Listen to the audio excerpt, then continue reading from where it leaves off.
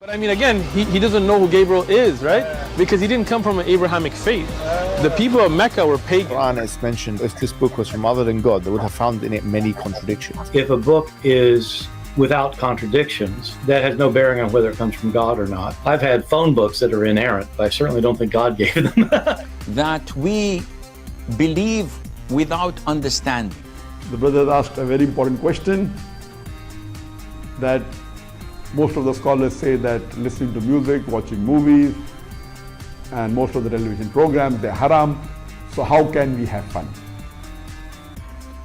Let me tell you, brother, at the outset, that having fun is permitted in Islam as long as the fun is halal fun. That the standard narrative has holes in it. The Prophet tells us because Satan or the devil sleeps over our nostrils. Those who oversleep and not pray Fajr on time, Satan urinates in their ears. I really do think Jesus was crucified and that he really was dead and buried. He thought that he was a son of God in the sense that he was specially chosen by God. I think Jesus really did think he was going to be the Messiah, the future king of Israel. I mean, that is, after all, why they crucified him.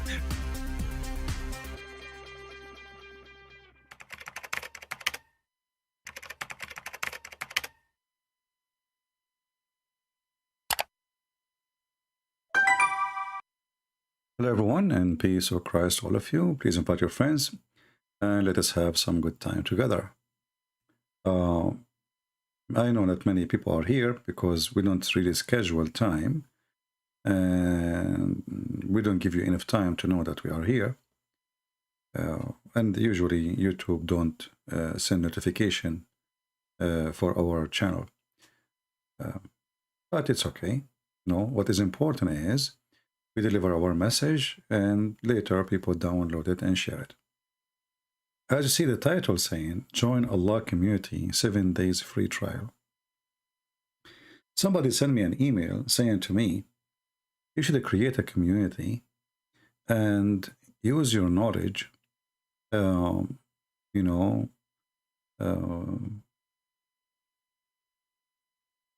teach. In the same time, you increase your income. And you can give people free 7-day free trial. And he mentioned the name of somebody, but I'm not going to say.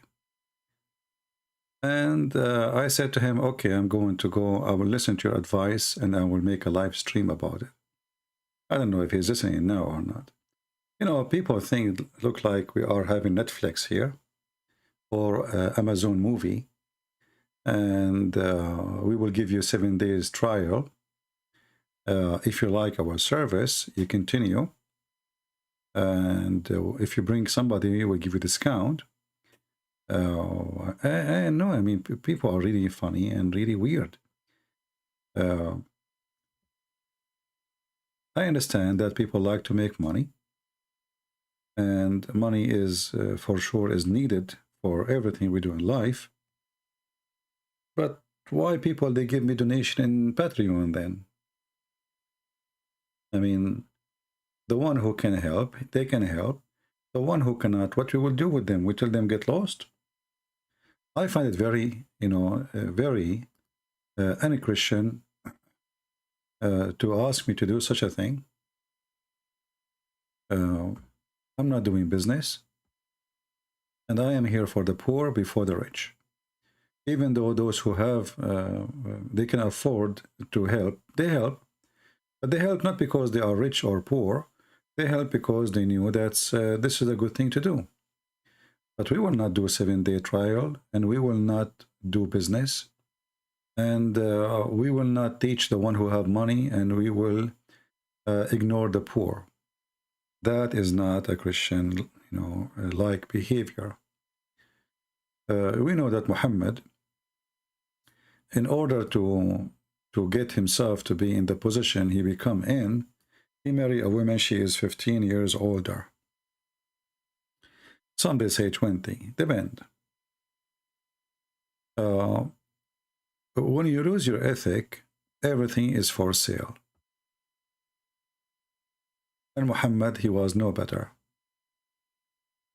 He married a woman, she is way older, and all of us, we knew that Muhammad, he liked young children.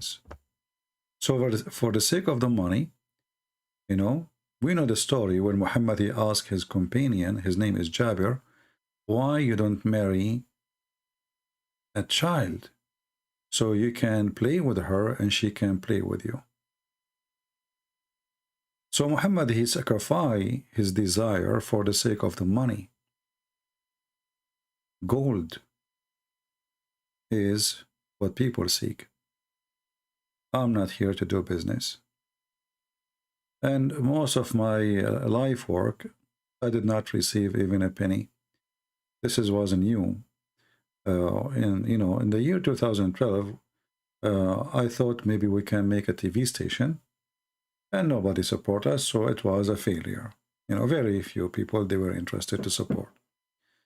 Otherwise, I never really thought about even collecting donation, even though it's really needed. But this is not why we are here. So if there's a donation or there's no donation, we will be here. If people help or not help, I will be here. If the one who listen, they are poor or rich, I will be here. It doesn't matter really. And I will never change the way I do things. And this is a promise from me. See, people, they can give excuses to collect money. Yes, life is not for free. But, you know, there is the Lord is providing. And as long as the Lord is providing, what we need more. You will take nothing with you extra to the grave. So don't be greedy and don't seek more. Otherwise, you will lose a lot. This is my answer for the person who asked me to do this 7 days trial community. I'm not doing business, my friend. And always I will do my videos for free and my help for free. I speak to people for free, in private, in public, all for free. And it will never change. You always be careful, because Satan, he will love to deceive you and he will love to use you. When your mission became about money, you will lose everything, you know. See, all the disciples of Jesus, and they are the best of us, they used to work, you know. Paul, he used to make tents. So they work, and for sure, like Christian, they support them, but they did not make demand that I will not teach in your church unless you pay me first, unless you give me money. People who do this, they are not serving the Lord. They are just doing business. If people want to help, okay, from their good, they can help. But if not, if you are a believer, the Lord will provide you. The Lord will provide you. If you put money first before your mission, it means you are just doing money. You are not working for your mission. Money is coming first. So that will never change, and I hope my message is clear. And I want just to have a little conversation with you guys, nothing really. We don't have much of a topic. As I say, this email was very irritating for me. I don't know what this person think of me. Very bad. That's very bad. Yeah. Anyway, you know, the majority of people are poor. People, they cannot afford this day to buy a sandwich. People, they cannot afford even to, you know, to do anything. I mean, life is becoming so expensive. I'm a person who by myself, I don't have children, I don't have wife, and life is really expensive. I mean, last year, the $100, it make way more. Like, you can do more shopping, way more shopping than what we have today, thanks to the stupid president of this country. So, you know, why we think always about how we can accomplish, how our mission becomes just about money.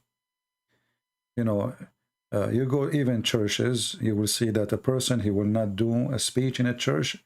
he negotiate first. The same as the Muslims, you know, Muslims, and there's many Christian and Muslim, they do the same. You will see an ustad, or those mimi hijab, and those supposedly they became ustads now, but they are just a junk of Islam. They will not go to somewhere unless you get them a 5-star hotel, and you know, how much you will pay me. They have a debate with David Wood right away after 2 seconds. Brother, sister, you know, donate for us. We are the ones standing for Islam. After not even an hour from the debate, he started crying out, asking for donation, because this is their golden opportunity to get rich.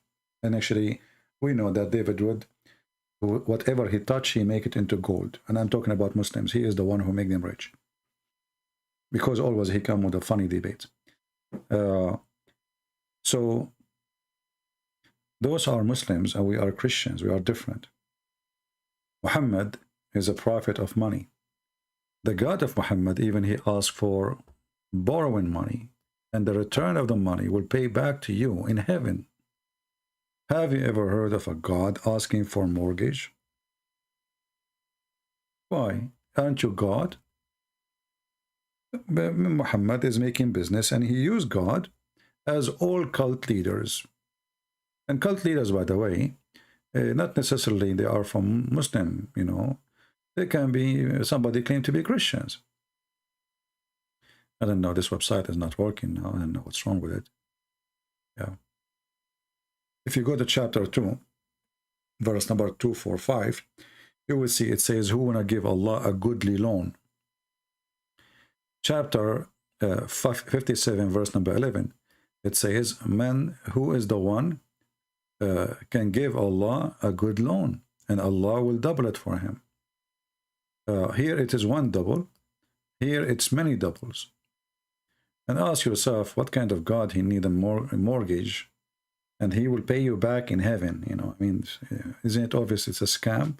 Or isn't it this God who created gold and silver? Why he is begging for money? In chapter 67, verse number 17, 64, verse number 17, you see, I keep, okay, now it's working, thank God, finally. If you lend to Allah a goodly loan, i.e. spent for the cause of Allah, and who is the one who will take the money? Muhammad. So always I want to warn you that all liars, all cult leaders, they want two things: your money and your women. You will find that all corruption of any religious institute, this doesn't matter what it is, you know, even if it's Christian or Muslims or Hindus or anything. Always the corruption have to come from two doors: money and sex. Those two things men are enslaved to, which means they are slaves to money and slave to sex. And when a person he become famous, he feel that he is powerful, and he like to take advantage, because, you know, now he reached the top, let us say, where he can demand things. He can demand money, he can demand service, he can demand special treatment, because now he reached the point where he is in control. The second you see that, this person is a fraud. You see, right now, it's late night here in my place. What I will lose if I go online and I answer some Christians about their questions, regardless of anything. Let us say there's nobody making donation. I mean, what I will lose? What exactly I sacrifice? Now, for sure, in my case, I stay for many hours. I stay sometime even, you know, I do more than one broadcast. One is 6 hours, the other one 3 hours, the other one 2 hours. You know, total like 13, 14 hours within 24 hours or 48 hours. That is extreme. But let us say I'm a person who make videos for 15 minutes or half hour.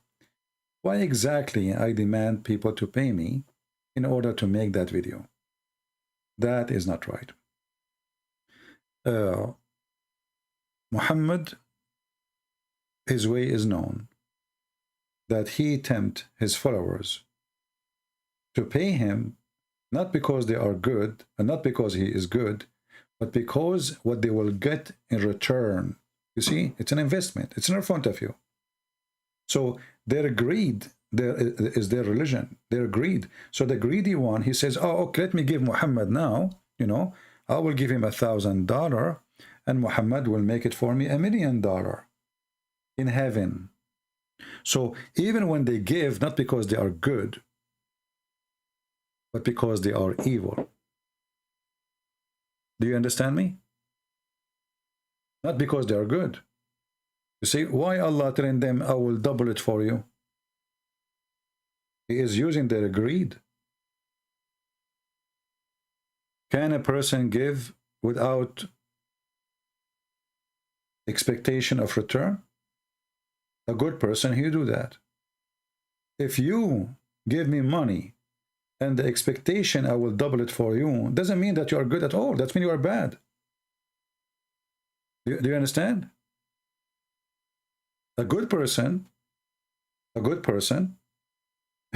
you don't give a sandwich for somebody he is homeless, hoping that he will do something back to you. What exactly he will do? What do you want? Now Allah is God, supposedly. And this God, he is asking them to spend money, and for sure they will give it to Muhammad, and Allah will double it for them. Why a Muslim, he want money to be doubled for him? And how you can double money for him? And as long you are good in doubling, why you are asking for it? And as long the person is giving it to you, not because he is interested to help you, but now he is interested to double it.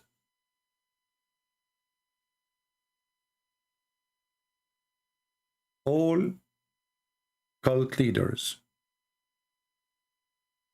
they are the same.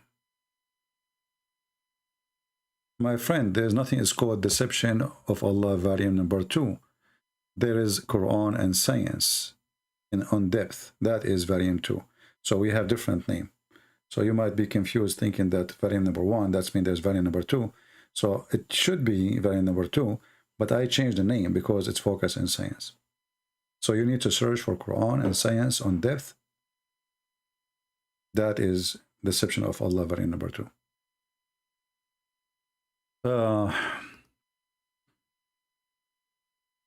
You know, the Lord, he says, from their fruit you shall know them. And here in this case, a person is making donation, he don't have a fruit. That is not a fruit. That is an expectation of an investment. Actually, the Quran did not hesitate for a second to call Islam as a trade. If we search for the word tijara,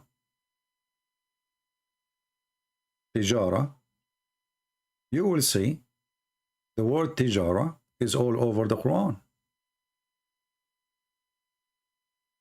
Tijara.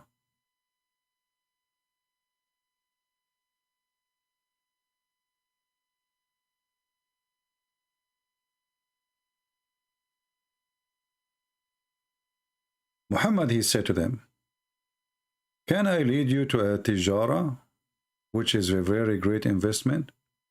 Chapter 61, verse number 10. Tijara. You know what tijara? The translation here says commerce. Tijara is you buying some stuff and then you sell it again and then you made some money from reselling the product. That is tijara. Tijara is not someone who made the product. Someone, he bought it and he resold it. And he add extra price to the price he bought it with.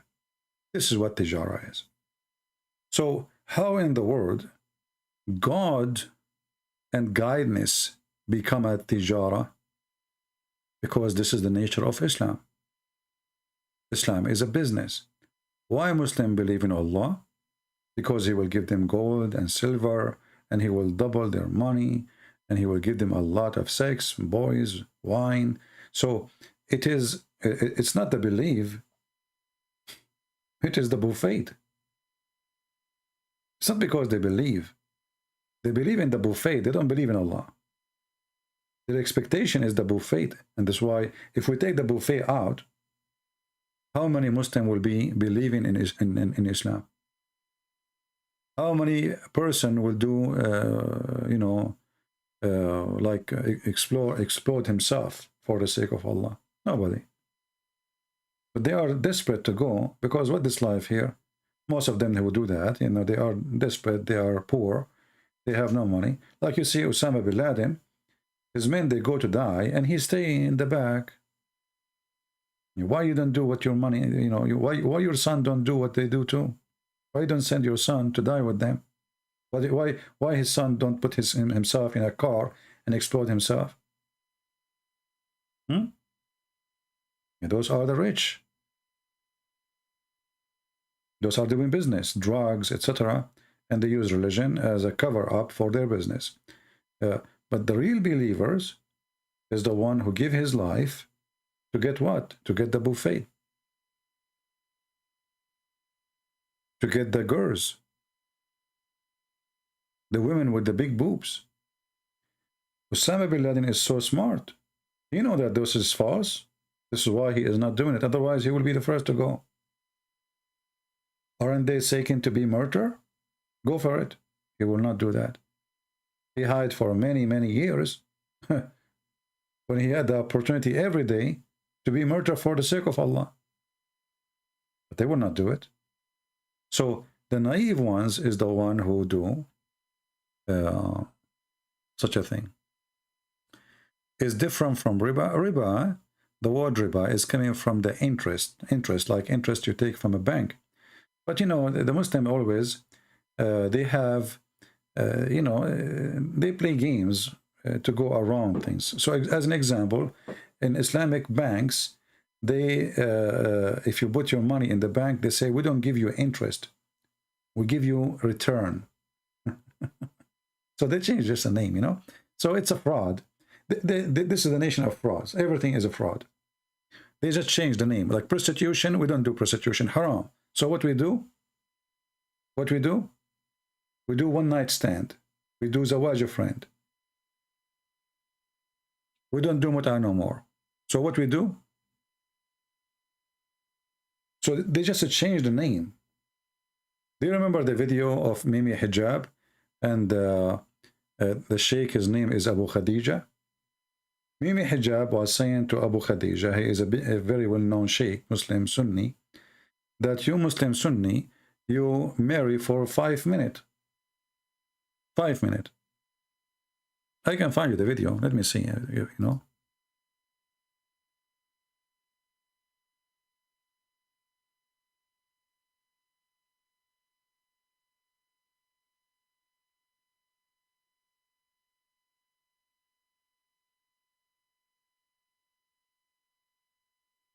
Looking for the video. Yeah.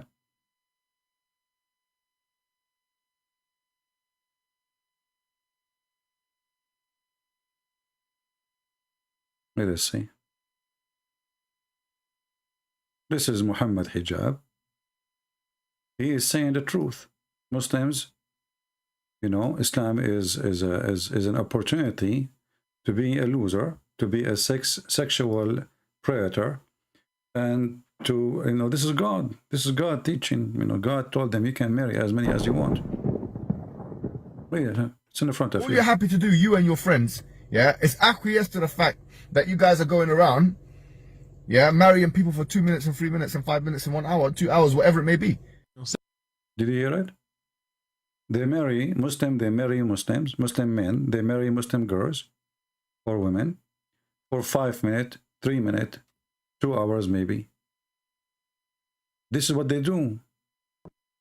All you're happy to do, you and your friends, yeah, is acquiesce to the fact that you guys are going around, yeah, marrying people for 2 minutes and 3 minutes and 5 minutes and 1 hour, 2 hours, whatever it may be. Salafis are always accused marriage and divorce, marriage and divorce, marriage. So is there any sunnah for this? Is there any evidence for this? كذابين, by the way, إخوان. يعني that is one of the most يعني one of the most evil statements that is made against the people of Sunnah. Anyone who's familiar with the other communities will know that the affair of divorce among them is far, far more disproportionate than among the people of Sunnah. But it is us who are highlighted, that is it. And that is the manner of those who fight against the people of Sunnah, da'iman wa abadan. They will look for any excuse to highlight the people of Sunnah as evildoers. Apparently, our brothers at SP, yani there is someone among them has married 60 times apparently. You know, here you see the hypocrisy of two Muslim sides making fun of each other. Well, isn't it Muhammad, he married an unlimited number of women? So why you deny? Isn't it your right to marry as many as you wish? What happened now? I mean, isn't it this is your religion? You can divorce as much you want. You can remarry. You can divorce. You can even divorce the same woman 3 times, 4 times. And then you can, 3 times. And then after, if to go back to you, she have to go and sleep with someone else. That is the truth. And this is in the Quran. And you ask a Muslim why this rule exists, that if a man he divorces his wife 3 times, she have to sleep with somebody else before she come back to him. He will say to you, this is a punishment for him because he make a divorce as a game. Well, the one who make it as a game is Allah. Why Allah allow him to do it? And now the woman, she got divorced. But she, excuse my language, she is the one to be effed, not him. What he lost? What exactly lost? Nothing. So, what kind of justice this justice is? The woman, mostly, she want to go back to her kids, not to the husband, because obviously he is not good. But if you divorce her 3 times, she cannot come back to you unless she sleep with the new Abdul. What the heck is that? It is a sexual religion. Very stupid rules. And now he marry her again. And he divorced her 3 times. She have to F another one. It's a joke. You read that verse, it's in the front of you. This is a chapter of the Hindu. Chapter 2, Al-Baqarah, the cow. Verse number 230. So as you see, Islam focus in sex, money, business. And the free trial is limited. There's no free trial actually, because everything is a promise in heaven.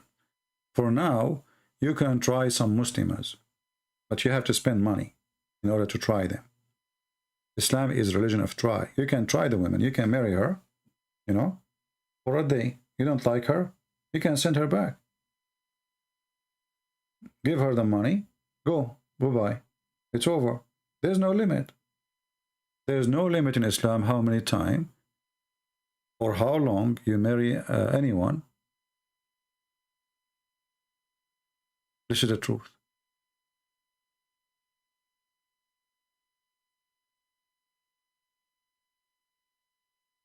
Somebody saying, I'm a Muslim from Palestine, which means from Israel. There's nothing called Palestine. I love Jesus, I dreamed of him, and I'm just scared to change. Okay, don't change then. Stay where you are. Get the versions. Anyone have a question? Can you talk about alcohol in Islam? First of all, in Islam, the alcohol, you know, see, Muhammad almost he is dead. And yet he did not forbid alcohol. He said, the Quran said, now Muslim in the hadith, they will say to you, Allah cursed the one who make it, who buy it, who sell it. But look what the Quran says.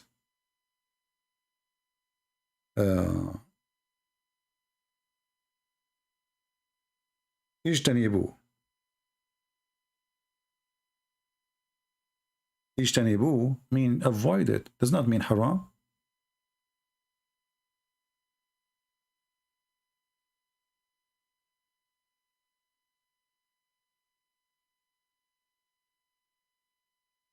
It says it's a sin, but doesn't say it is haram. You see, haram, forbidden, is something will bring you a capital punishment. like, you know, fornication as an example. If you kiss a woman, if you touch her private part, in Islam, this is called al-lamam. It's okay. There's no punishment for it. There's no punishment. Actually, if you marry your mother in Islam, even though it says haram in the Quran, there's no punishment in Islam if you sleep with your mother, or even your sister, or even your daughter, or even your aunt, or even your grandmother, and I can show the reference. There's no punishment. Even the one it says haram, which means it's forbidden. What is the excuse? Well, he married her. He married her. How you can marry? How you can marry your mother? So Islam is a very weird religion. What is fornication? Fornication is having sexual relationship, you know, with this is the traditional meaning, with someone is not lawful for you, especially like if you are married, you know, like a cheater, you know. But fornication is having a partner is not your wife or not your husband. As simple as that. But in, you know, like in the biblical meaning, fornication is any sin which is against God teaching. As an example, in the Old Testament we see it says that the earth committed fornication, the earth. But we know that earth don't have sex. So what the Bible says, that the earth is in a great trouble, full of sin, equal to what is called fornication. So fornication is you doing something against God will, and it's about doing something not lawful, not right for you. As simple as that.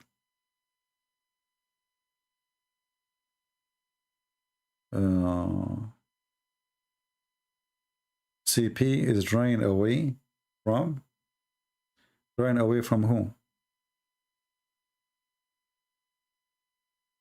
Moonlight reversed. He tried to contact me. Oh, okay. Well, if you want to contact me, I'm not really in the mood today to go in Skype.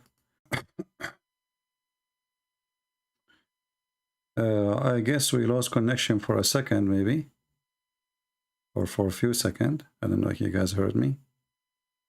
I was saying, is this guy is a sheikh? Like he is a good meal or very skinny? Let us open Skype and see how good he is.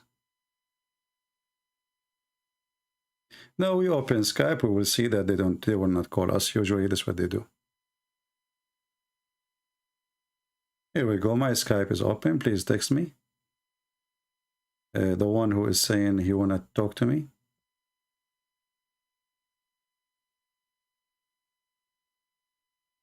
Give me your name so I will find who is, because I have too many texts here. What is that? What is the name of the person who wanna talk to me?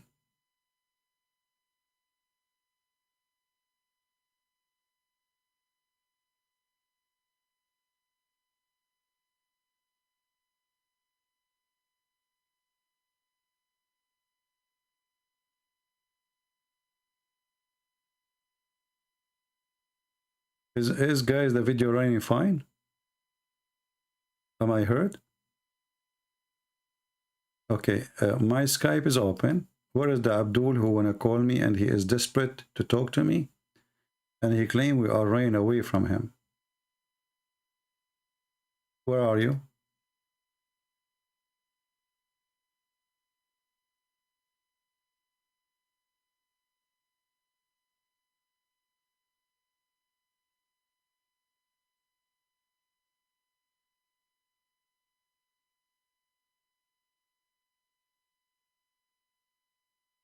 I receive a message from a person who left Islam, and he said to me, my father, he dishonored me, and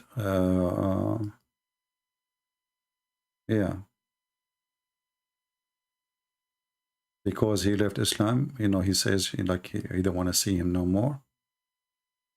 Let me give him a message. No, not worry.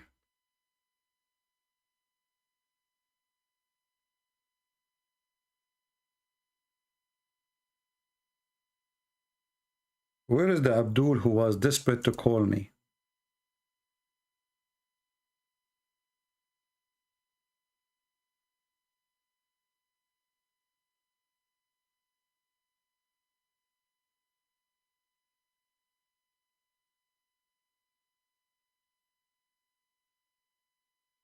What happened?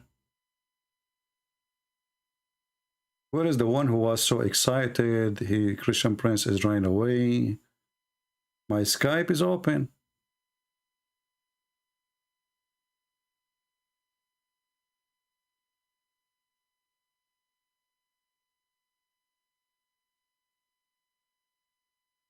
Do you see? I mean, they are just kids.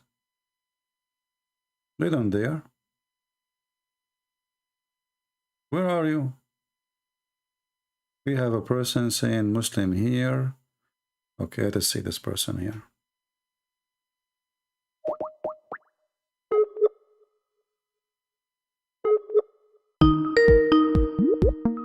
Let us lower the speaker temporarily.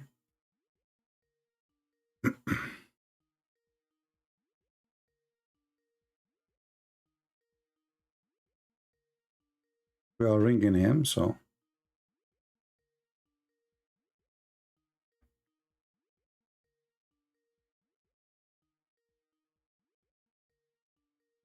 This guy is not answering.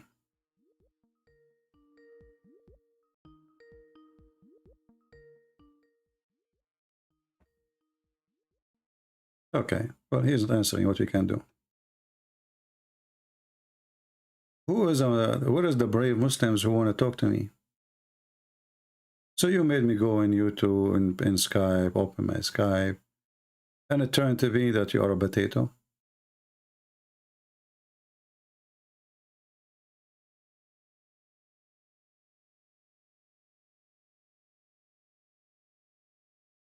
Huh?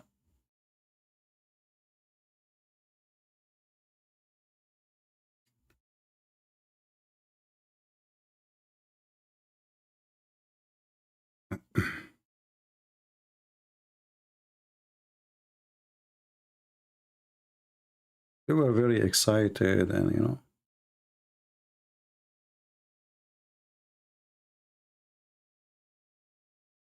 Somebody sent me a message saying they cannot find my book in Amazon, Quran and Science in Depth. You know those Amazon? They are playing games for sure. And yeah, I can see it's not showing.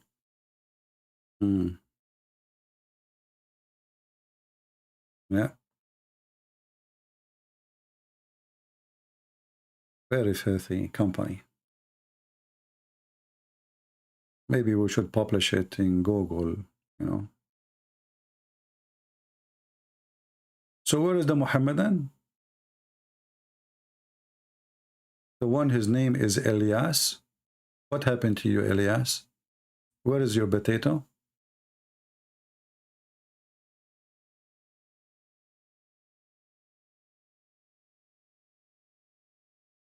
Hello? You see, when they want to debate David Wood, they will see a long line of them. They want to debate him. Here, there are potatoes.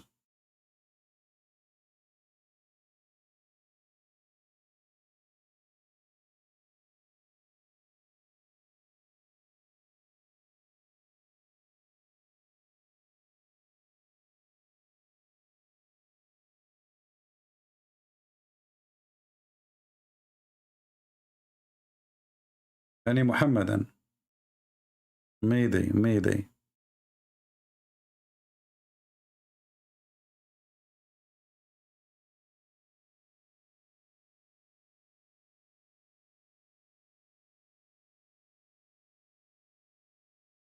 CP is never defending, just opposing. Something angry, I think, must have loved before.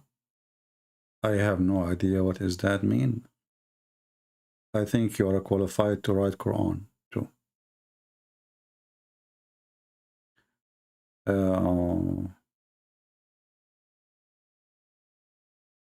So that's it. Are we out of them?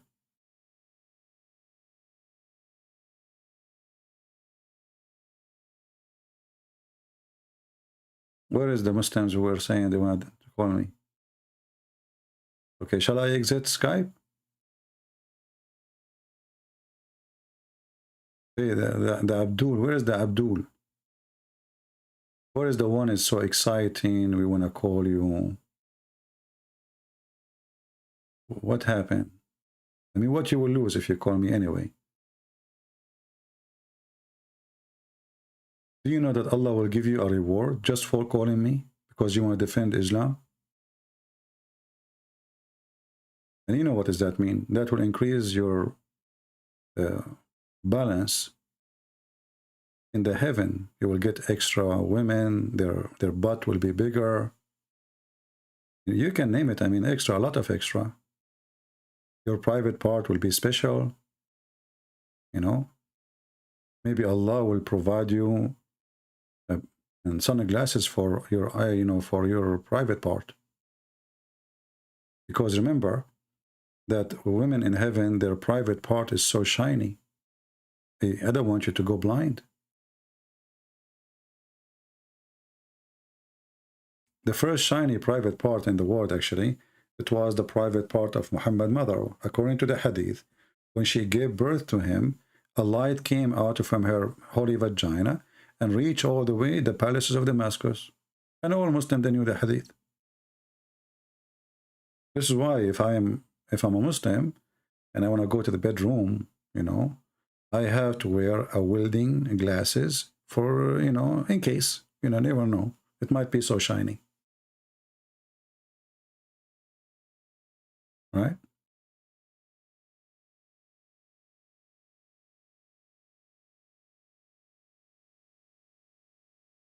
And look at them. Any Muslim, he would dare to say this is a lie? They don't dare.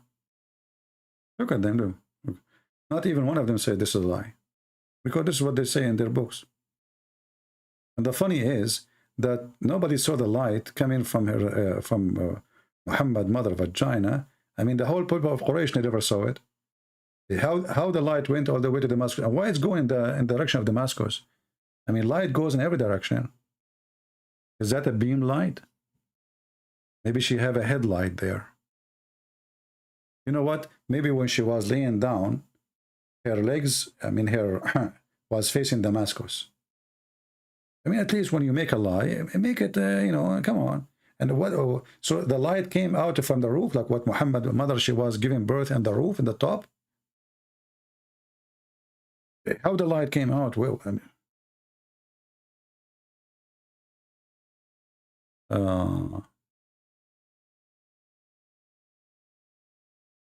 you missed the part where David Wood says if somebody need a free access because he cannot afford, he will give a free access.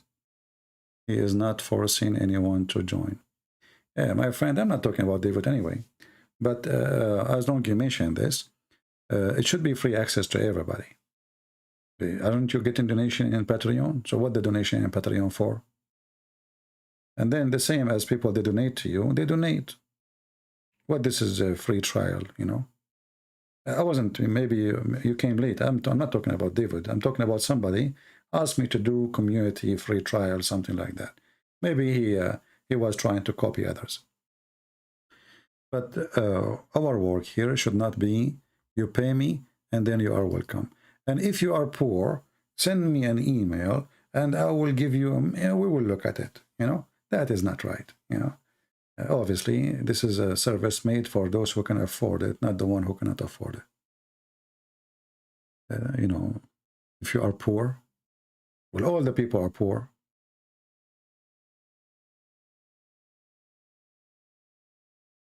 How many people are not poor?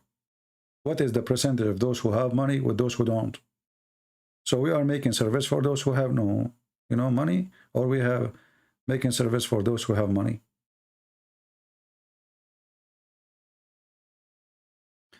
Very important question for me. Should I look for a very important answer before you ask it? Let me open my document to search for very important question answer. Because there's many people who claim to have knowledge. They have, they have list of things, question answers. They search them from the internet, but they put them there. And when people ask them, why you are not married, what's your business? Why you want me to get married? Did I do anything to you? Do you hate me?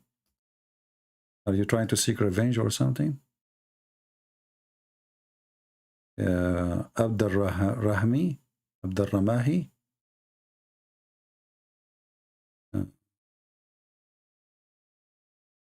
Okay. So what, you want to talk to me or what? I don't know. Hello? Yes, my friend, you are live on air. What do you want to say to us? Hold on 1 second. Let me put the speaker to this. Oh, what is that? Speaker, video? We don't want video. Turn it off. Turn it off, no problem. Okay, great. How you doing? I'm fine. You are a Muslim, my friend?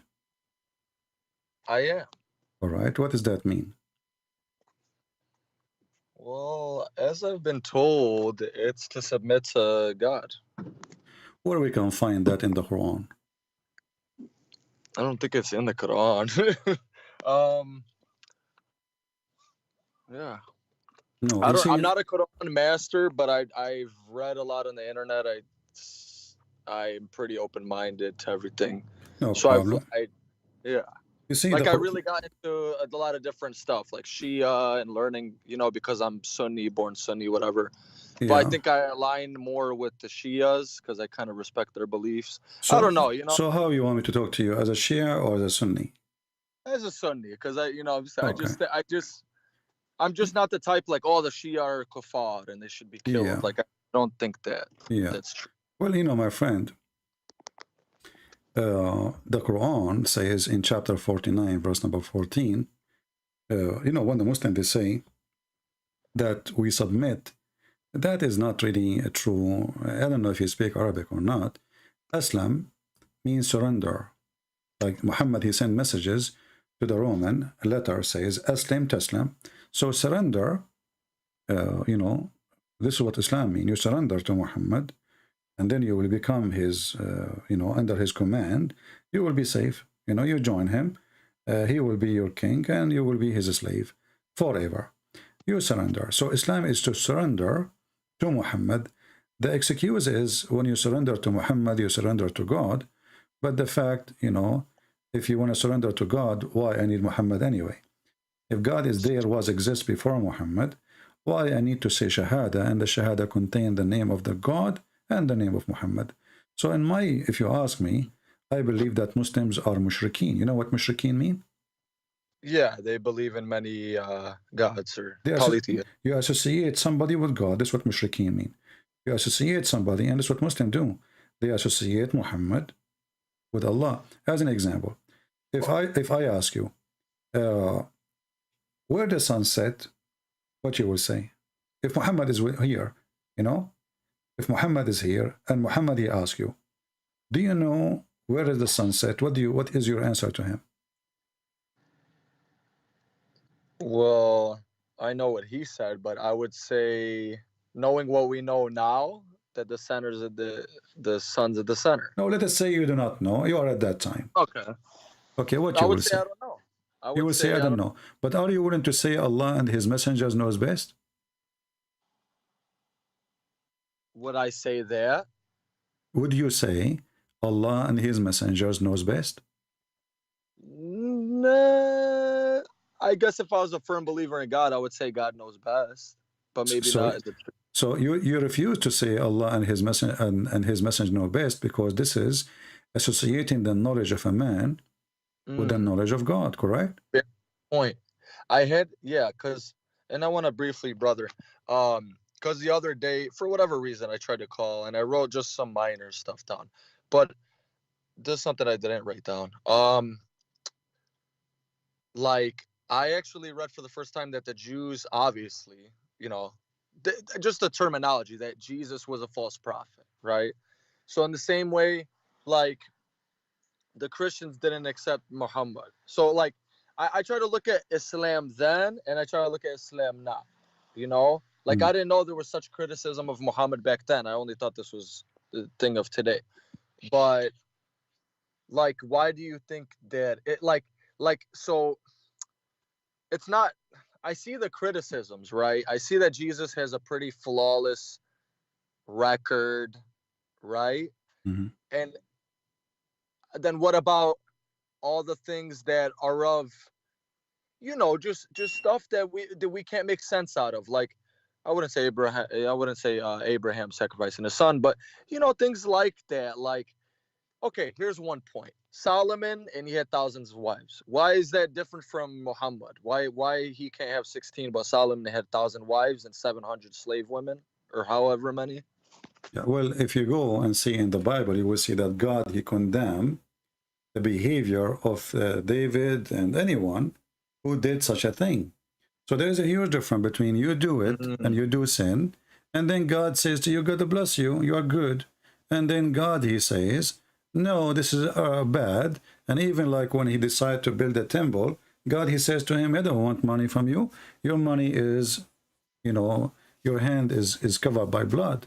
Don't build a temple for me. I reject your temple. So there's a huge difference between somebody praising somebody for the sin he do and condemning him for the sin he do. The Quran, even Muhammad, he have hadith about it, that Solomon, he wanted to have sex with his 99 wives or 100 wives, and he forgot to say inshallah. So Muhammad, he have no problem with having sex with 100 women in one night, which is a very funny story. But the problem is that Solomon, he forgot to say inshallah. And then Allah gave him a half son, you know. So so when we talk, you see, me as a Christian, if you ask me, I will say, well, David, he was doing bad sin, or whoever, anyone, doesn't matter. We don't cover up for a person because he's famous or because he have a, let us say, a high rank as a prestige or a person, you know, he's a king, or no, we don't, you know. So you know, when Peter, he said something Jesus did not like, he says to him, stay away from me, Satan. So I mean, this is Peter, you know, this is Peter, this is not just anyone. So in the Bible, when somebody he do wrong, we point at him and we say he's wrong. In the Quran, all the gang of Muhammad are good, but they are doing wrong. Well, in this, yeah, you know, I like to think I have some good points, and they're not points against you. And I appreciate everything you're saying. Like point number one, you know, like Muhammad didn't have any sons, right? Like, so this is the thing with religion. So you could look at it like, oh, Allah tested him. He tested, you know, if you believe in him, he tests the most. I don't know if it's in Christianity, but of course in Islam, and I would think so, that God tests the most pious, right? So he didn't have any sons that lived. So, but then somebody could say, oh, look, he's a false prophet. If he was loved by Allah, why didn't he have sons like David, Solomon, whatever, you know, sons that lived?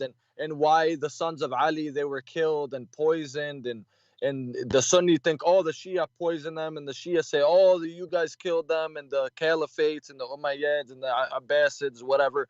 So I look at it like what really happened and then what came after. Like, I do see the problems in Islam, but it's like, okay, was that a human problem? My friend, I don't judge Muhammad for being a false prophet because you don't have kids. What does have to do with being prophet or not? But in Islam, you are, you know, this is what Muhammad, he taught them. You see, Muhammad, he says, Allah, he curse even the seeds. So it's Muhammad teaching brought that on him. But for me as a Christian, let us say you or anyone, you don't have kids. What's your problem? I mean, it's not your fault, right?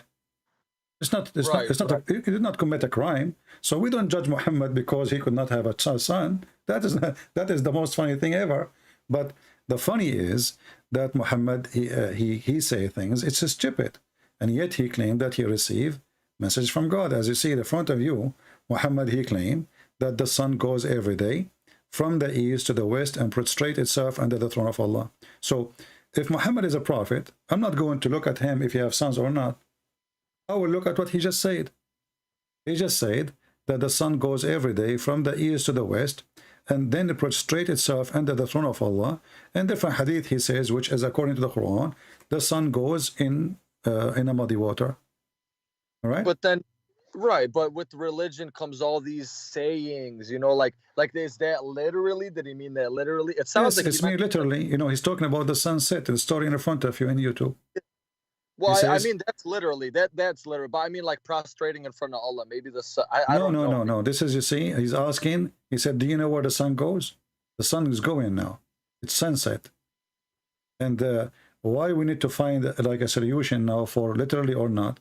Even Muhammad, he quote a verse from the Quran, and he says, and this is the explanation of the Quran saying, and the sun runs on its fixed course for a term and degree. So even Muhammad is quoting the Quran to explain what he's saying. The Muslims on the other side, in order to make it look nicer, they say, actually the majority of Muslim Sunni, I never saw a Muslim Sunni actually saying this metaphorical. Are you saying now this metaphorical? Because this is the first time I see a Muslim Sunni saying this metaphorical. No, I'm not even claiming that. I kind of meant. Okay. I'm just kind of putting it out there, like maybe the second part where he says it goes in front of Allah, because you know. Anyway, my friend, the Quran teaches that everything bow down to Allah, etc. And obviously, it's not metaphorical because Muhammad even he claimed that animals they praise Allah, rocks they praise Allah, even rocks they speak to him. When Muhammad he walk in Mecca, there's a stone. Say to Muhammad, "Assalamu alaikum, Rasulullah." Stone. You know, speak to Muhammad. So it's not metaphorical, obviously, but isn't it this is alone is enough to prove that Muhammad is a fraud? That the sun goes every day from the east to the west? Isn't it this is enough when Muhammad he says in different hadith that the sun goes and sits in a muddy spring, hot spring of water? Is that metaphorical? no. Okay. No, I don't think. So if Muhammad, Well, what about the hadith? if Muhammad is a prophet, then he's saying what prophets say. If he is talking, he is receiving his knowledge from his God. So when Muhammad he says such a statement, I do not care if I have children or not. But even the story of having children, it's very funny.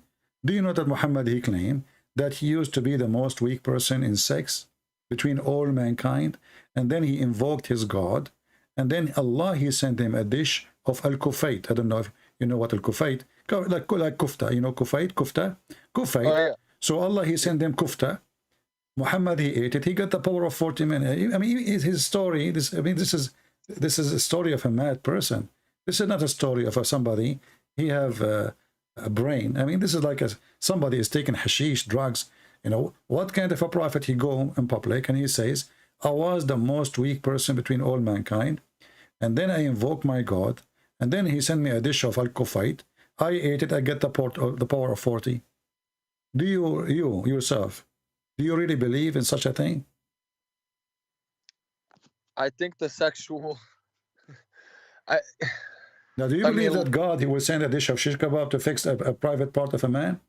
I really don't. Okay, I don't. so obviously Muhammad is a false prophet. I mean, Well, how do we know? I'm sorry. My friend, isn't it? This is enough. I mean, all of this is the Quran is wrong.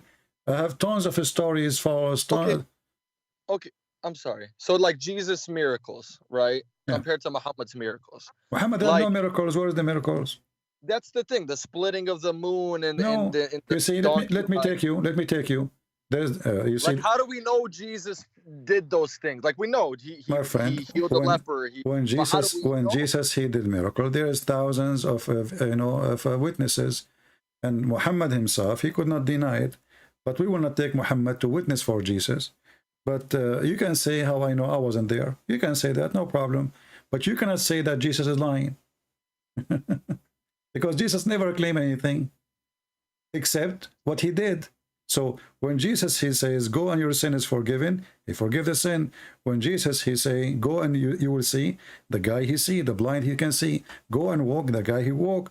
But Muhammad, you say to me, he split the moon, right? Okay. If we go to the verse, we will see something very funny. about this verse, and you will die laughing in a second. Where in the Quran it says that Muhammad or Allah he split the moon? I think it's a hadith, and that kind of leads me to a further question. No, hold on. You see, Okay. why the Quran, he mentioned that Jesus did this, did that, did that, did that, did that. And in the Quran, the only thing happened in the time of Muhammad, the Muslim, they claim it's a miracle, that the moon is split. Nowhere in the verse it says Allah, he did it, or Muhammad, he did it. And the verse in the front of you. Chapter, the moon, verse number 1. Actually, this verse is proving to us that Muhammad is a fraud. Why? Because in Arabic it says, اقتربت الساعة وانشق القمر. اقتربت mean it's very soon, almost there. الساعة, the hour, which means the judgment day. And the moon split. So the moon splitting was the sign of the day of judgment. It started. And that was 1400 years ago. No, that's something I have a very hard time. You know, like he said, this person will not live. Exactly. Yeah, he will not grow old until the hour come. That stuff's very weird for me, and I just, you know, the effects of Islam. Like, if I could say, like, it's very stressful. Like, okay, when the teacher was killed, you know, he made cartoon. Like, I'm okay. I get so passionate, so I don't want my mind going everywhere. I want to be focused for you. Like, I am very passionate about Islam. You're right. In the beginning, now it's like touching a fire, right? When you learn about other religions, like touching a fire. I don't know, maybe for Christianity, they tell you learn about other religions. In Islam, you already know. The Sunni, don't learn from the Shia. Don't listen to the Christians. They want to change you. Everybody hates you. So you're like, you cannot believe, but then you get a little older and you're like, okay, what's this about? Then you're learning. And so I guess to say, in these times where Muhammad predicted that people would leave their religion and there would be trials, and which we're seeing now, how did he have all these prophecies? Like, my friend, people left Islam because he knew he forced them. You see, if I force you, listen, my friend, if I force you to believe in me, to say Shahada, shouldn't I know that right away after I go and I lose my power over you, you will leave me? It's not a secret. You don't love me, you don't care for me, you don't believe in me. So it's obvious. It's like forcing a woman to stay with her husband, which she hates to death. The second he die, she will find a new husband. It's not a prophecy. So Muhammad, he did not prophesy anything. And what you are saying, because Muhammad, he knew he is a fraud, and then people will go and they will disappear as soon he go. And this is why as soon he died, Abu Bakr, he launched a war. The Ridder Wars, yeah. Exactly. to force people to come back. That's why I mentioned, brother. I'm sorry, what were you gonna say? You know, if Muhammad was a prophet, why the people they left Islam if they believe in him? They don't. He forced them. This is why right away when he died, they left. So Muhammad, he knew he is doing evil, forcing people to believe in him, and he knew that the only way is the power. People, they thought, okay, Muhammad, he died. Now this religion is going to collapse, and that's it. But there is men behind Muhammad. They took over, and they knew now that the business is risk. It's a business. Islam is a business. So, and actually, Abu Bakr, he says, I will wage war even for the sake of a son of a goat, which means a baby of a goat. People, they have to pay. The reason he did the war of apostate, because they don't want to pay money no more. Paying the money, yeah. It's not about because they believe or not. You know, this is how hypocrite they are. So he said, if they don't even if it is a baby goat, they don't send, I will wage war for it. So it was for money, and people obviously until now we knew that, and until now Islam is protected by the war. If you try to insult Muhammad, if you try to say anything against Muhammad, you will be dead in less than 5 minutes. I read that like 15 years ago. Yeah, I gotta be honest. Yeah, I read a hadith: if anybody insults me, kill him. And I remember, I remember reading that. I'm 14, 15, because I've always loved the internet. I've always loved reading, right? And I've always been interested in religion and open-minded to a lot of them. I guess, I guess I could bring a pretty good question, or, is Islam a test? Okay, let's assume you firmly believe Islam is false, right? I believe Islam is the devil itself. Okay. So is that a test on humanity, or is Islam a test for the Muslims to find? My friend. Why? Why would my friend?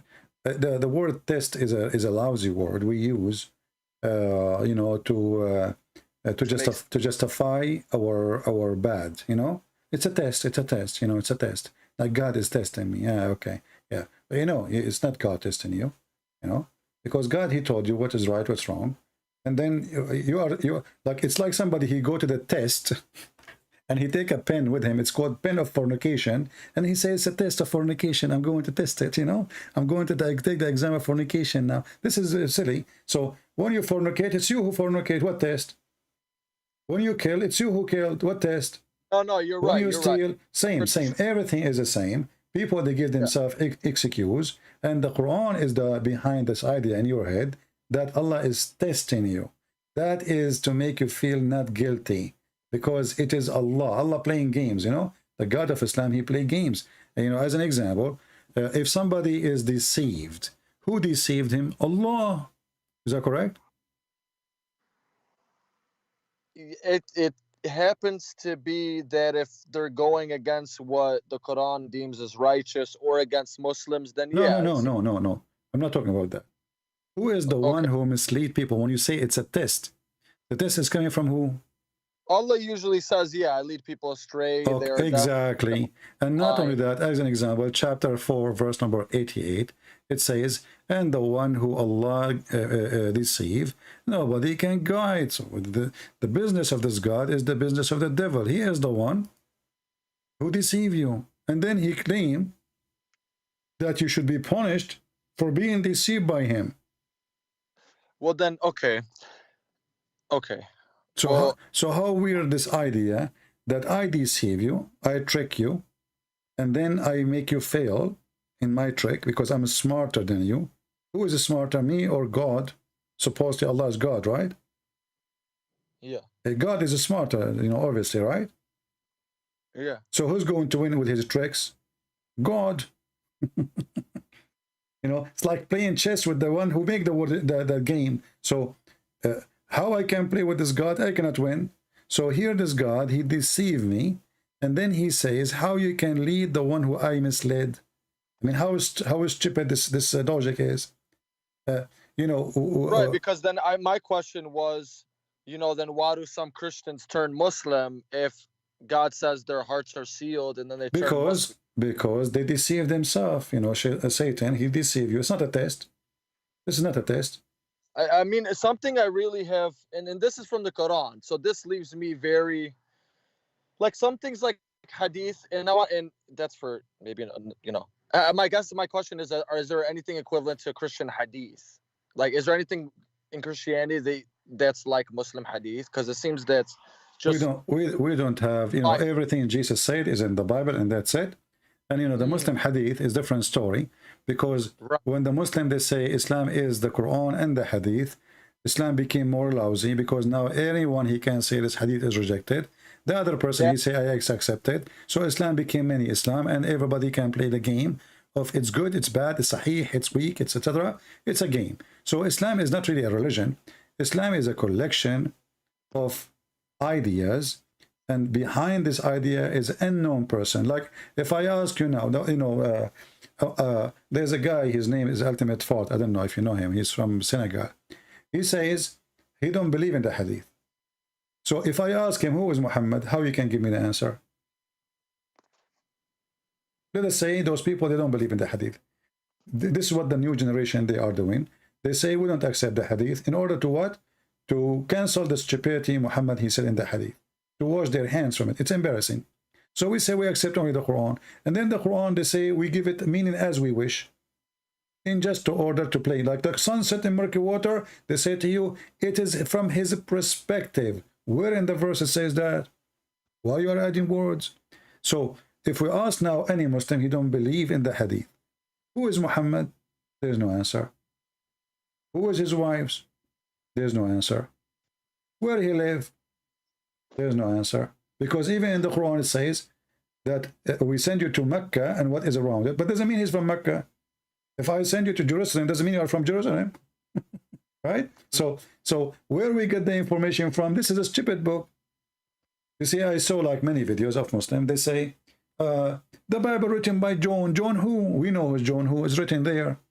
Luke who? But they don't ask themselves, Muhammad who? Even Muhammad, he was born 4 years after his father death. I mean, have you ever heard of somebody, his mother, the husband died, now 4 years after she gave birth to a guy, his name is Qatham, and then they changed the name to Muhammad? So everything about this person is wrong, and all this information is coming from your books, Muslims, not from our books. So when we say, when you say to me, somebody, he is a Christian, he converted to Islam because he's a fool. I mean, the world is full of fool. How many people? But it's your Trinity that leads them my friend, how many people they take drugs every day? A lot. Because they are fool. How many people they they drive and drink because they are a fool? How many people do you smoke? People make mistakes. But yeah. No, that's not a mistake. That's not a mistake. Do you smoke? Do I smoke what? Do you smoke cigarette? I don't. I quit cigarettes. Okay. Well, when you were smoking, you were a fool because you know it's not healthy and you take it. yeah, you're right. Yeah. Right. So human being, he do stupid, foolish things, depending in his situation. Like somebody is desperate to find some friends, so he say, okay, Muslims, they will give me a good company. Or somebody is in jail, he need the protection from the gang of the Muslims in jail because they are a big community. He convert to Islam, he leave the jail, he is not a Muslim no more. So my friend, we don't care for those people. The book in front of us, we examine it, and I can confirm to you that this is literally the book of the fools. Who in the world want to believe? Who in the world want to believe that there's God? He created his creation. I'm sorry. He created his creation, and then he says that the sperm of the man is coming from the backbone. How in the world he say such a thing? How in the world that woman, she have a sperm coming from her ribs? How about the atheists that look at us like we're all just fools because friend, we just believe let us not to scatter ourselves all over the place. No, you're right. You're right. Atheist. Like I guess my point was like there's a belief. Some belief is a little crazy. I mean, some of these stories are a little out there. Just religion in general. I mean, but look at Hinduism. It's older than Christianity. So why is it? This is not. You know, we don't want to go everywhere. We are talking about Islam. You're right. If an atheist is calling me, don't worry. I will put him in a jar. I will put him in a jar in 2 seconds. Everybody have an answer ready for him. You know, because we speak to him based on his belief. So that's why I ask you, should I speak to you as a Sunni? Are you a Muslim? I ask you right away. You said yes. And then I said, okay, are you a Muslim? Speak to you as a Muslim or a Sunni? You said Sunni, because I need to know what you believe in. So when we speak to an individual, we speak to him about his belief, and based on his belief, we respond to him. So now, do you agree with me, my friend, that Islam is really stupid? I can't say that because it's my religion. So what if it's your religion? Don't you think it's stupid to believe that the sun set in a hot water? Well, look at the world. That people think the earth is flat now. Okay, so they were stupid, and you are saying to me, I will join the stupid one? Well, if somebody believe that the elephant is a mosquito, why? Because he have a long nose. Are you going to say I agree? Come on. So when we show a stupid thing, this is a book of stupidity. We do not need to discuss no more. So do you agree that this book is full of stupidity, or you don't agree? Not any more than the Bible or any other script. I just think religion. You can say whatever you want. I'm not going to prevent you from saying you can attack the Bible, no problem. But do you agree that the Quran? Do you agree that the Quran? So so you agreed already that the Quran is stupid? No, there's some things that you know that. Okay, the Quran's supposed to be for all eternal time, right? Hmm. What does this have to do with my question? What does this have to do with my question? Well, no, because I guess what I'm saying is like. I want you to focus with me. I want you to focus with me. Is the Quran okay? Let us focus together. You know, just to make it simple. The Quran says that hail comes from mountains in heaven. Do you believe this is stupid or smart? The mountains, where the mountains come from, No, pegs. no. The Quran teach that hail come from mountains in heaven. How? Mountains in heaven. Chapter 24, verse number 43. Do you agree that this is a stupid statement? Or you think this is okay? Do you think that hail come from mountains in heaven? Hellfire? No. No, my friend, hail. You know hail? Healing? Hail, the ice that come from the sky, not snow. There's snow and there's ice. Yeah, I'm sorry. Hail, I'm sorry. So according to the Quran, Allah, he sent hail from mountains in heaven. I mean, it's from up there. I don't think that's the stupidest thing. No, I don't think that's absurd. So do you believe that really hail is coming from mountains flying in the atmosphere? I don't, but I mean, so why you are saying it's not a stupid statement? Either it is true or it is wrong. If it is wrong, this is stupid.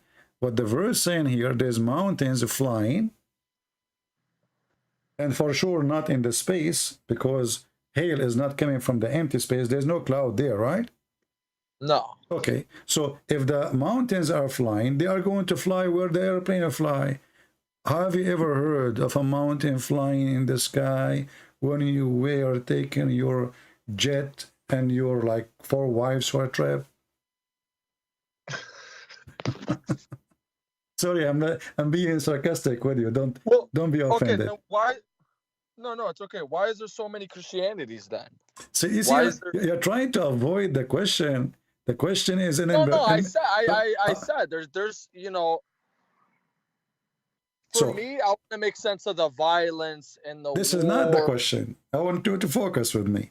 Do you think it's a smart from somebody claimed to be God to say that hail is coming from mountains in heaven? No, I not don't smart. think that's so the you smartest thing. So you agreed that Allah is a fraud, because there's no way God will say such a statement. And you agreed. Happy for you, my friend. You agreed. You agreed that this is stupid. I mean, if you word it like that, but I'm not wording it. I asked you, is it smart? You said no. What is the opposite of smart? Stupid. Maybe you did not say the word is stupid yet, but you said it's not smart. You agree. I said, is it smart? You said no. So you agreed that Allah is stupid. Thank you very much. Okay. Okay. Let's look like this, right? Let's just this must be very stressful. Okay, I'm Muhammad. I'm not saying, let's just pretend. Okay, I'm Muhammad. I'm trying to make this new religion. This must be very exhausting okay, I'm going to borrow from this. And I said this, so I got to What exhausting? Muhammad, he did not say all of this in one day. He was taking his time. Took him more than 20 years. The whole Quran, my friend, the whole Quran is not even in the size of the index of my books. My book, one book, the index is bigger than the whole Quran. So the Quran is a very small book. There's nothing. And as you see, it's a stupid thing. This guy is making sajja. Sajja is like rab. I eat potato, you are tomato. And you know what? If you go to Mexico, you are going to Fartino. What the heck is that? There's no meaning. This is stupid. So he was just making stupid sentence in Arabic, putting them together, and the end of the mean is a disaster. So you are saying to me this is exhausting? Why? What he's doing? The guy was busy having sex with the children, having sex with his own son, wife, having sex with everybody. He made a verse saying any woman she can give herself to the prophet so he can F her. That's a little strange. Okay, so how about no? What do you mean it's strange? Somebody is, if it's exhausting, if it is exhausting, this guy have a lot of time. Mentally, okay, he got all these stories, and it's just religion is stressful, right? Okay, so I don't know. My friend, the guy was having fun. Imagine God, he sent the verse says, any woman she like to offer herself to Christian prince. Do you see how stressful I am now? This is really stupid.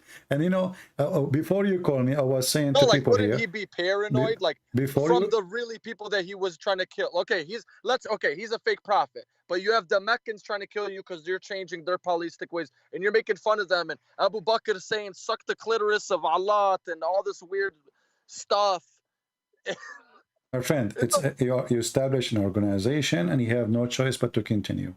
It's a business, either it succeed or it's going to die. So Muhammad, when he started his business, hoping that people will listen to him, this is why in the beginning he was trying to be friendly to the Christian and the Jews. When the Christian, they refuse him, and then the Jews refuse him, even though they accept him as a refugee, the Jews, they took Muhammad between them. Why do you think he hated the Jew? Why do you think he hated the Jews specifically more? Because they got him busted many times. The Jews, they used to make fun of him, getting him busted. As an example, the story of Al-Khadr. The Jews, they came to him and they told him there's a prophet, his name Al-Khadr. What do you know about him? Khidr, right, with the Moses and the green. Yeah. And Muhammad, he got the bait. He's a fool. So he come and he said to them a chapter about Al-Khadr. And later he found out Al-Khadr is just a scam. It's not real. This is Alexander the Great. He's not a prophet. He's actually bisexual. So they always give him a bait, and he's a fool, and he take it. So he takes stories from the Jews, he make it Quran, and then after that, the Jews, they make fun of him. So what they do, they send up somebody to speak to Aisha, or to speak, as an example, the punishment of the grave. A Jewish woman, she walked by to the house of Aisha. She said to her, we seek refugee from the punishment of the grave. Aisha, she said to her, you are lying. There's no such a thing. Muhammad, he come from his room. They found him argue, both of them. So he said to her, what's the problem? She said, this Jewish woman, she is saying, we seek refuge from the punishment of the grave. Muhammad, he said, well, okay, well, she is saying the truth. And Aisha, she said, since then, not even once, Muhammad, he prayed without saying, I seek refuge from God, from the punishment of the grave. So why Muhammad never say that ever before, until the Jewish women, she mentioned it? He hang up.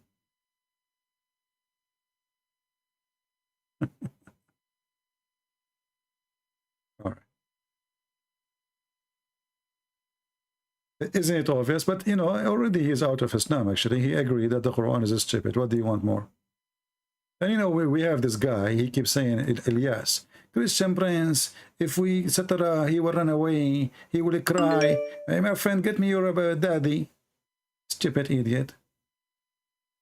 Any Muslim, he make those comments just to block him. Either you bring me your daddy or go. Put your diaper on.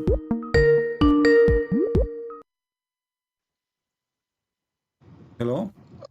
I'm sorry about that. It's all right, no problem. So as you see, Aisha, she heard the Jewish woman mention the punishment of the grave, and then Muhammad, he said to her, yeah, this is true. And then since then, Aisha, she said, after that, I never saw Allah apostle, but seeking refuge with Allah from the punishment of the grave. He just learned it from the Jew. He just learned from the Jew. Yeah.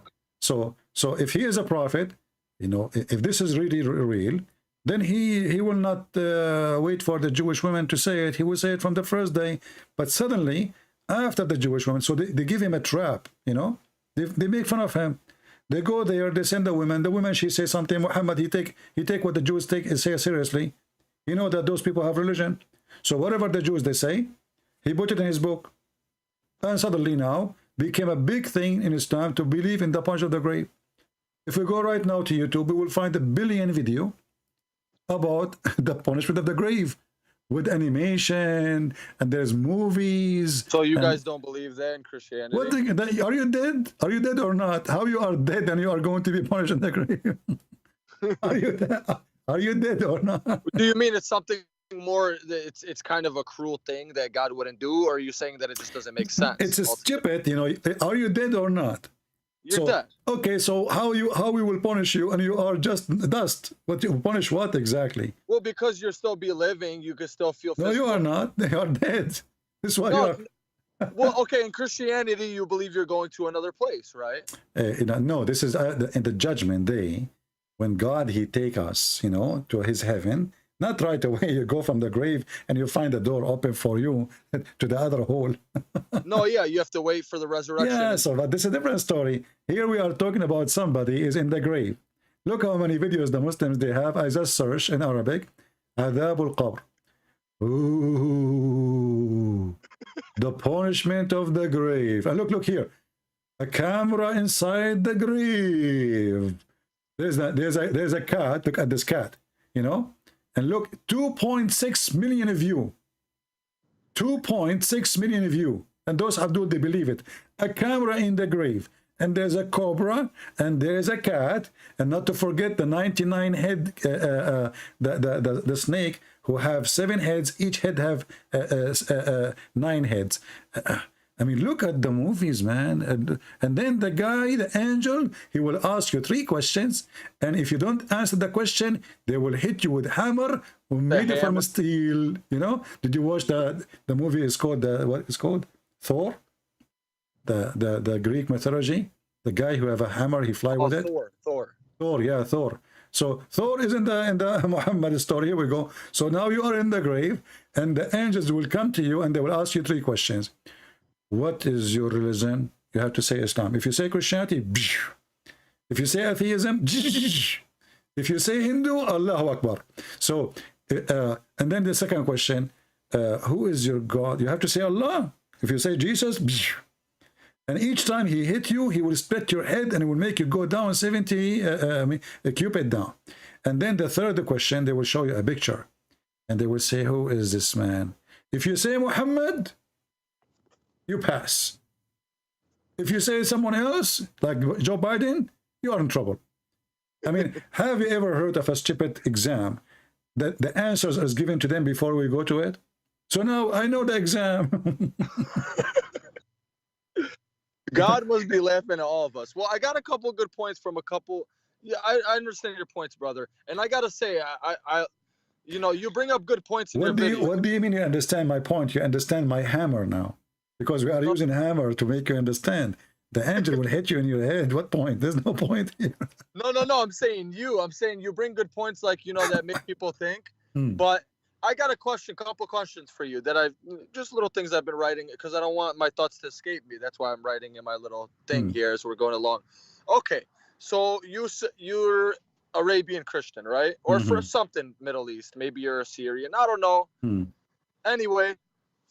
Yeah, okay, I'm black, blonde, African American from Japan. Okay, where is that? What? Okay, there we go. Okay, so my point is, like, you see the lady, she's Christian woman, because it sounds like you support past Israel, like, okay, whatever that you say, right? I don't support Israel. I support the fact that this is the land of the Jews. I don't. Right. I mean, okay, I can respect that. I don't think anybody should this is their land. Give people their land. If it's your land, I would say it's your land. If it's not, I would say it's not. But they were living like the Arabs, the Arab didn't just come there when Umar or whoever Khalif came. No. You see, the first time, you go read to the Islamic history books, you will find that the first time people they spoke Arabic at that time, it was in the Caliphate Abdul Malik ibn Marwan. Before that, nobody speak Arabic. This is the language there. It's either Hebrew or Aramaic. So Arab are not there. There's no Arab there. The only Arab where exists is the Arab Christian, which is in the border of Jordan, not in Israel. Like all the way to Tabuk. So like Al-Ghassasina, Al-Ghassasina, those are Arabian Christian tribes. They have their king, So those are the Arab, but they are not from Jerusalem, and they have nothing to do with it. So then what are the Palestinians? I'm sorry, my friend, even the Quran says in chapter 5, verse number 21, that Allah, He gave the Holy Land to the Jews. But then they committed facade, and doesn't matter. It's their land. It's their land. Even Muhammad, he said that the one who built Jerusalem or Bayt al-Maqdis, it was Sulaiman and David. So when your book says, or now you are not a Muslim because you made fun of the Quran already, when the Quran already admit that this is the book given, this is the land given to the Jews, assigned to them, you know, that's it. This is even the Quran never mentioned the word Palestine, never spoke of That's it. a good point. That's a really good point. Yeah, and even Muhammad, he agreed that the one who built what the Muslim called Al-Aqsa is the one who built it is David and Solomon. So why you want to take it? So when I say I support Israel right, I'm supporting Israel right. When Israel do wrong, I say they are no wrong. I don't take a side. Right. When you know that a Palestinian Christian woman, like why don't the Christians have more? She of is no outcry? Christian. She is supporting terrorists. This woman, she is no Christian. I know who is she.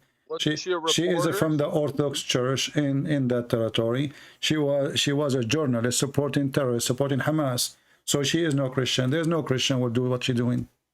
Yeah, but doesn't Hamas pretty much represent all the Palestinians? No, Hamas represent only terrorism, because no Christian, Hamas, they cut the head of a Christian person just for selling the Bible in his library.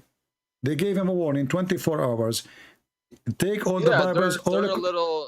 They're very crazy. I don't think no, they are not crazy. This is who they are. They are Islamic terrorism. So Hamas, anyone who support them, he is no Christian. There's no way. There's no way, my friend. There's no way Christian. He will support an organization, make living from sending children to die, make living by sending somebody to commit suicide in a bus. Okay, you cannot be Christian. You cannot be Christian and you do that. So for me, she is a filthy woman. She is no Christian. Like, let me tell you, I went to Palestine. I don't care. You see, you are changing topic now. We are not going to switch. I kind of wanted to give you background. We don't want to switch. They want to switch to politics. No. I'm kind of supporting, like, okay, even if you're Palestinian American and you go to Palestine, they might make fun of you because, oh, Hada Ameriki, he's born over there. So even your own people that you support, they're like spitting on you. Well, those, you know, in Middle East is a messed up. And Arab, they don't respect anyone. They badmouth. So even if you conspiracies, even if you see your cousin, they will give you a hug. If you are a Middle Eastern, then you know they will give you a hug. After you leave their door, they start talking about you and about your wife. So you know better. Well, that's right. Well, yeah. That's right. So this is what they do, and this is who they are. And then they cry. They claim the Jew. They blame the Jews for anything. If the guy, his wife, she could not give a baby, he will say we blame the Jews. If they don't have electricity, they blame the Jews. If somebody, he could not pass the exam, he played in Jews. You know, I mean, they blame the Jews for anything. Like, well, why we have a hole in the front of my door in the street? We are war in Israel. How we can fix it? But you admit Israel is doing some very nasty things. What is the nasty? They are giving equal right. They are making them even have a Congress. They are in the Congress. They allow Muslim even to say Allahu Akbar in the Congress. They give you free insurance. They give you health. You give you a salary. My friend, trust me, any Arab in the Middle East, he would dream to go and get Israeli citizenship. This is a fact. I'm not making things up, because in Israel you are more respected as an Arab than an Arab respected in an Arab country. In the Middle East, you can disappear, you and your family, for saying 2 words, and you know that. You're right. Okay. So what? Well, that's an Arabic thing. So what nasty thing? What nasty thing? You know, what nasty? I mean, this is the Middle East is the most stupid place ever. They speak too much about God, but they are not godly. They speak too much about honor and etc., but they have no honor. They are the people of gossip. They are the people of lying. The judge is corrupt. The police is corrupt. The king is corrupt. The president is corrupt. I mean, everybody is corrupt, but everybody is believer.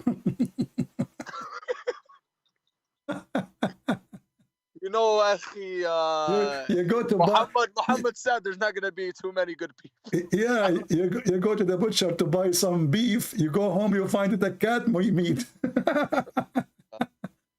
You know, but there are good Arab people. You know, there are. You know, we're successful. Yeah, what's successful? My friend, the society is corrupt to the bones, and they are so proud about nothing. Me myself, my friend. I'm not talking about Muslim now or Christians. I'm talking about Middle East, including Christians. I don't associate with them, because the majority, they have a very bad culture. Gossiping, They hate each other. The cousin hate his cousin. The family hate a family. The sister, she speak about the kids of the other sister. I mean, Every girl's a it's sharmuta. like, without using bad words, every every disease in the world, you can find it there. In the same time, they are the most proud people ever.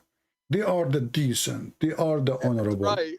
They are brother, we are the one who discovered electricity, really? Yes, and Shakespeare, his real name is Shakespeare. But okay, brother, okay, let's assume, and that's another point, if Muhammad was, okay, I don't want to write that down. Okay, so like, I think a good video for you, because you break things down pretty good. I don't know if you saw Andrew Tate, the Christian kickboxer. He said Islam fixes a lot of things, and he's right. Yes, there's bad things, like negatives. What? Islam fix what? People say stupid things, my friend. Who cares what this kickboxer is? Let me kick his ass. What he said? Tell me. Islam fix what? Well, he is 4-time world kickboxing champion. Who care? We can kick, because there's many ways to kick the ass. These days actually. He went viral for saying this, and I just think like. No, tell me, Islam fix what? No, Islam fixes, okay, the role of women, where Christianity...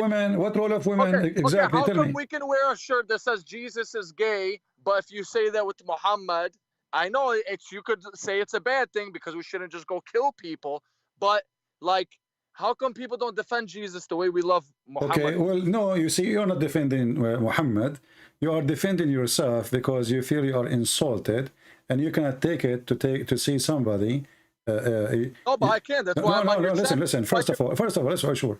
If Muhammad is a prophet of God, and he have a God to protect him, why you need to go and kill for him to defend his honor? If Jesus is God, why I need to go and defend Jesus? Nobody should be killed. Like, this is a problem. It says like they kill for apostasy in Islam, but really it's not. No, you are switching topic. I ask you. The guy, he said Islam fixed many things. You did not give me anything. Islam fixed nothing. Islam is the problem.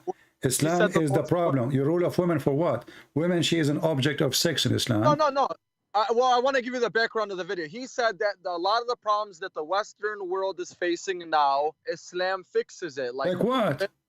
Like women are just out there sexual. I mean, come on, brother. Okay. I will show you. I want you to look with me in YouTube. I will type only one word. This guy, whoever he is, he's an idiot.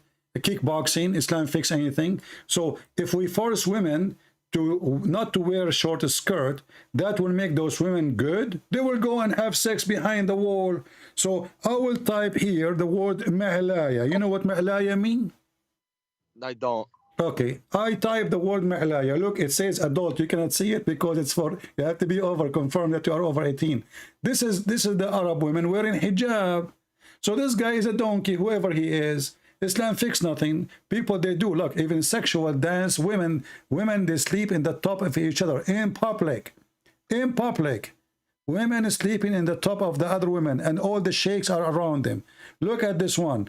Women, they raise up their ass up in the sky, and everybody around is wearing hijab, and they are wearing hijab too. This guy is a certified idiot. Middle East is the land of prostitution. My friend, go to Turkey. Where's that at? Where's that at? It's on YouTube. I'm showing you on YouTube. I'm showing you. This is in the Middle East. That is very weird behavior. What weird behavior? What weird behavior? I think if we say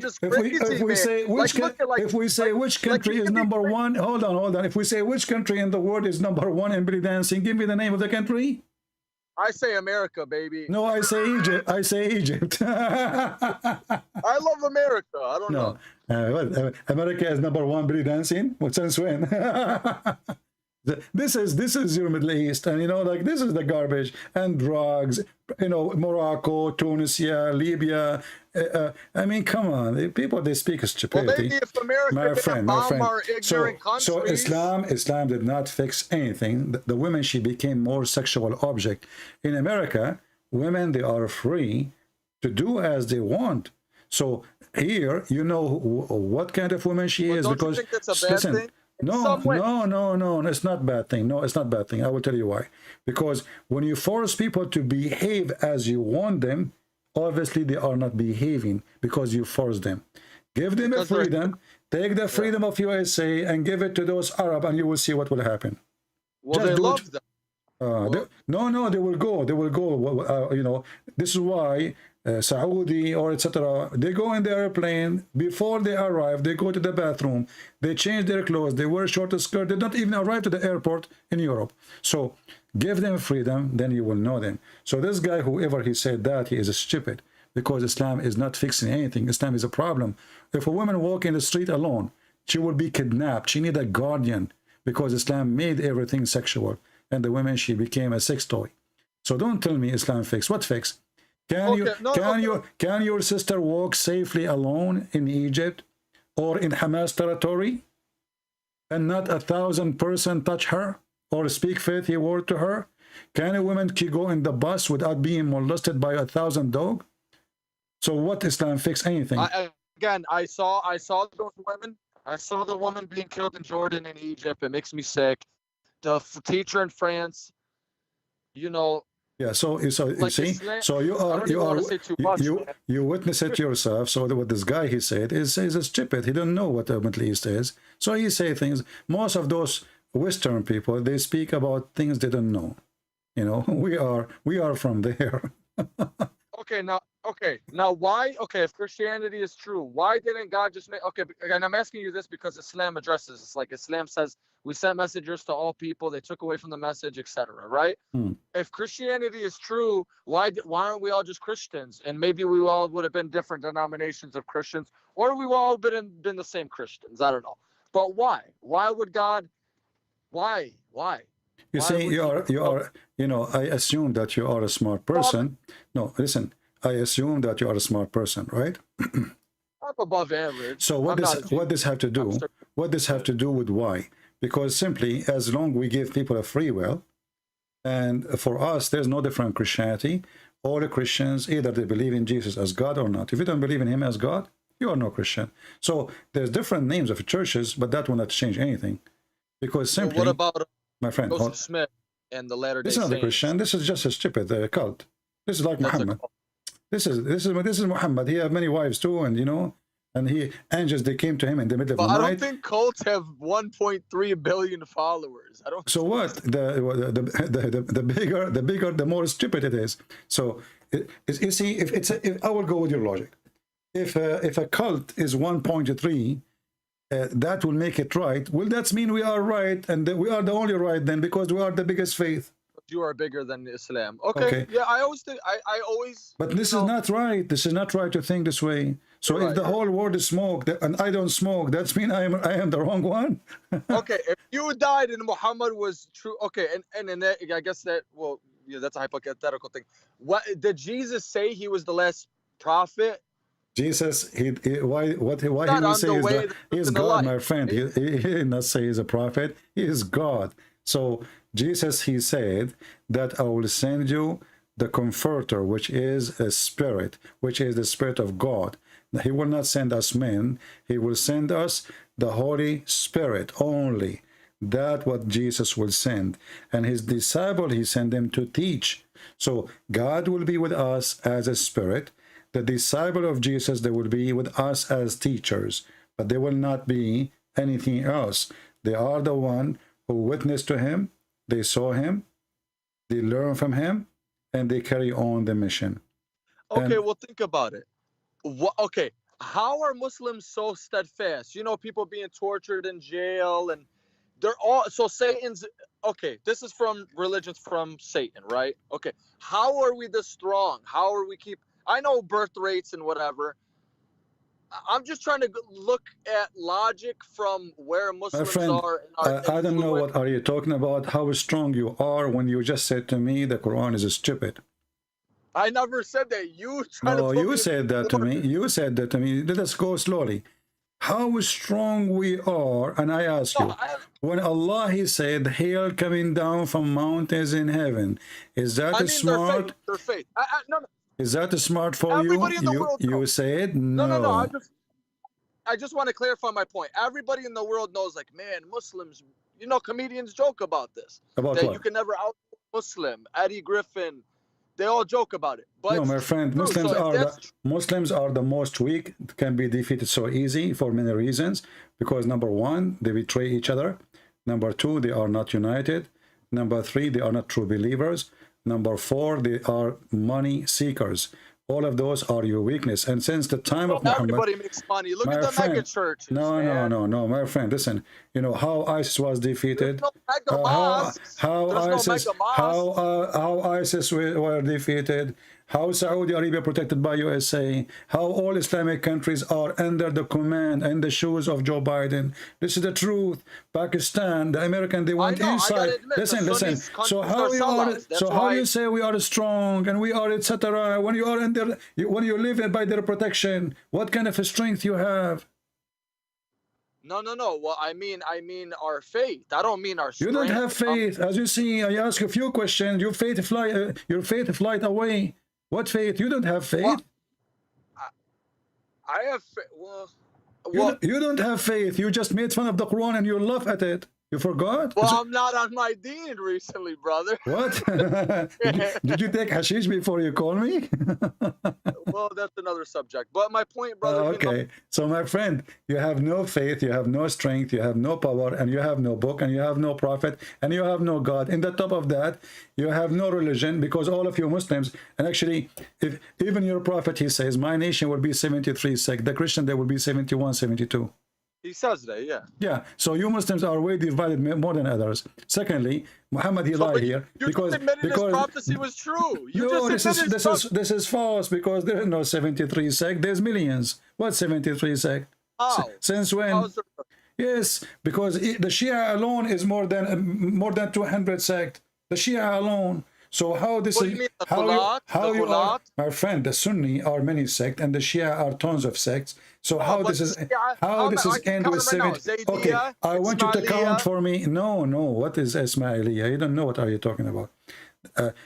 Even the Shia, the Ithnai Ashariya, the 12, they have tons of sect. Even the Muslim Sunni, they have millions of sect. Go and read. You know, there's tons, millions. Nobody even knows how many. I can't even count them. No, but there's the schools, like there's the Maturidi. No. You see, this is sect still. This is still sect. Those are schools of thought. That's what I'm saying. No. This is, you see, this is a sect. Because when you have different idea, different belief in what your brother believe, especially explaining the Quran, that's mean you are a sect. You see. What about the Jews? Why don't the Jews? Listen. Who care about this? You see, you are going left and right. You mentioned that nobody can overcome them. You said nobody can overcome Muslims. Muslims are very easy to defeat. They have even no protection, like military. Even your money is not to be trusted in their banks. You put it in the banks of the American. So how you can that's be? Because they're hypocrites. That's because this is not because they are hypocrite. That's because you don't trust Arab. No. Saudi Arabia, those filthy dogs. No. Muslims don't trust Muslims. You know that. You know, I can. When I used to go to a Muslim, he is like in my school. I go to his house. When I go to his house, I sit with his sisters and his mother, and they are wearing short skirt. They don't hide from me. The second, another kid from our age, we are like in a high school, another Muslim, he knock at the door. Right away, the sisters hide, and the mother hide. They don't trust a Muslim. A Muslim don't trust a Muslim, and you know that. Don't lie to yourself. They trust Christians. So in the Middle East, you Muslim, you trust us. You can send your wife. You can send your wife to our house and you are not worried. But you cannot send your wife alone to a house of a Muslim, and you know that. So you Muslims, the worm ate you from inside. It's a tree from outside, but there is no trunk. It's eaten by worm, and it's eaten by worm since the time of Muhammad. This is why all the caliphate were killed by Muslims. This is why all the family of Muhammad were killed by Muslims. That is very true. Because they were half-hearted, brother. They were hypocrites because they knew. You see, Muhammad. Those are the companion of your prophet. So you just said something very important. The companion of Muhammad. I don't like them. That's why I got away. I got an argument before, brother. Listen exactly. Listen what you just said. They are a hypocrite. Who? The companion of Muhammad, the caliphate of Muhammad. So if those are the best of Muslims are hypocrite, what kind of a prophet he is? Tell me your friends. Who is your friends? I will tell you who you are. So if your friends are a bunch of gang and hypocrite, that means Muhammad is hypocrite too. Yeah, but the Shia believe that he knew. I don't care what the Shia believe. No, you don't jump to the Shia. The Shia is different level of No, because madness. I believe certain things like they say. Well, I gotta say about the Shia, they say certain things that the Sunni tries to hide. Exactly. This is because so I respect them for that. I just, But we want to change anything that Shia is, is a stupid sect, the same as the Sunni. Who care? Okay, so what about the? Okay, yeah, we don't need to go. I know, and I like the way why I'm bringing up so many topics, brother, is because I have a lot of different points and different stuff, but I think it's all connecting very well. I think hopefully you're. Yeah. So now, as long as you agree with me that Muhammad and his companion, they are hypocrite, the Quran is a stupid book. So why you don't say loud and clear that you are out of Islam? Well, because I don't jump into anything. I take my time with things. Okay, okay, see, because people are trying to contact me and call me, and I'm spending my time with you. I gave you enough reasoning, and you agree with them, and still you don't want to give me an answer. So why want to continue the conversation? I guess my answer is no. That was not the purpose of my phone call. My purpose of the phone call was. But what? No, you agreed that the Quran is stupid, and now you are saying you are still a Muslim. No. Yeah, I'm saying you backed me into that because you brought up one thing that I actually never even read. I'll say this. Well, I don't care. I showed you. I'm not scared of anybody, bro. My friend, I don't care if you are scared. My real name on the Skype. This is your business. I'm asking you. When I said that Allah, He sent hail from mountains in heaven, is that smart or stupid? What you said to me, remind me. Why is that? But that's the thing, brother, and you even know. Because remind me what you said. I said, is it smart or stupid what you said? I don't know about that. I said, is it smart? You said no. But I don't. It's kind of like it's like, what kind of question is that? What do you mean? What kind of question? It's a question. Like, was Abraham sacrificing his son? This is not a stupid. This is a story, can be true, and you can believe it or you cannot believe it. It's your business. But here we are talking about. I believe him doing that. This is we are talking about something. But this is not about Abraham. This is about something we see around us every day. Is it true that hail is coming from mountains in the sky? Yes or no? I don't believe that to be true, but I'm not going to mock. Then, okay, that's me. I don't want to mock. Okay, my friend, you're wasting my time. Sorry, I can't continue with you. So you just said, I don't believe this is to be true. So you don't believe the Quran to be true. And yet you don't want to say, I'm out of Islam. No. So why you are calling me? You agree that this is going to be true. He sent down out of heaven a mountain where actually translation is false. It says he sent down hail out of mountains, not mountain hail. I think this guy is using Google Translation. So don't waste my time. There's no way God can say stupid things. He's God. So if he says stupid things, he's a stupid God. As simple as that. You're all over the place, we are, a kickboxer guy, he said, who cares? They are stupid. That's why he's a kickboxer. If you have a brain, he will not be doing the business of kickboxer. I do kickboxing every day. I don't use my foot. People who have no brain. Who is the best kickboxer in the world? The donkey. Did you try his head? If he kick you, you are done. Most likely you would have broken ribs, or your stomach would become to pieces. So, a kickboxer, he says Islam fix problems. We will take things from kickboxer now. What kickboxer? Here we kick Allah every day. We ride him, we mule him, we feed him, we bust him, and then at the end he said thank you. Yeah, I mean, people are really, they were kickboxer. So what if it's a kickboxer? What if I can beat everybody? So does that make me smart? In this world, a child, he have a gun, he can shoot you even if you are, 10 meters tall. The old days is over about, how big you are. A kid No, don't call me, please. Don't call me. Don't force me to block you. You know, and we are in a world where a woman, you know, a child can take a David by a rock. He took a giant. He's just a kid. David the kid. He took a giant by a rock. He's not a kickboxer hero. People, they won wars and victory by using their brain, not by kicking. Muslims, they are still kicking. You will see a Muslim, he think he got a Kalashnikov, he think he controlled the world.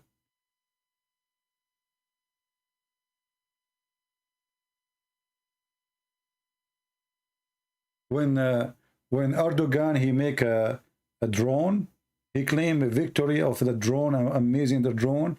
The chip is made in Israel. The GPS is American. The engine is from China. And they made a drone. Well, it's made in Turkey.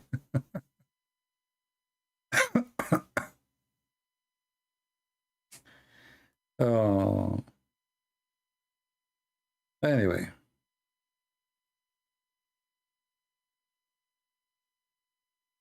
Okay. Let us see this person here trying to call us.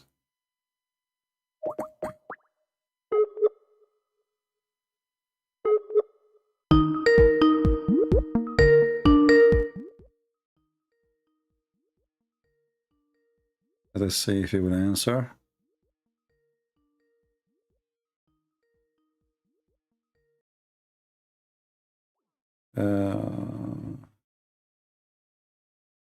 Oh, sorry, you are calling him this guy. Maybe he is asleep now. I think this is an old call. This is not from today.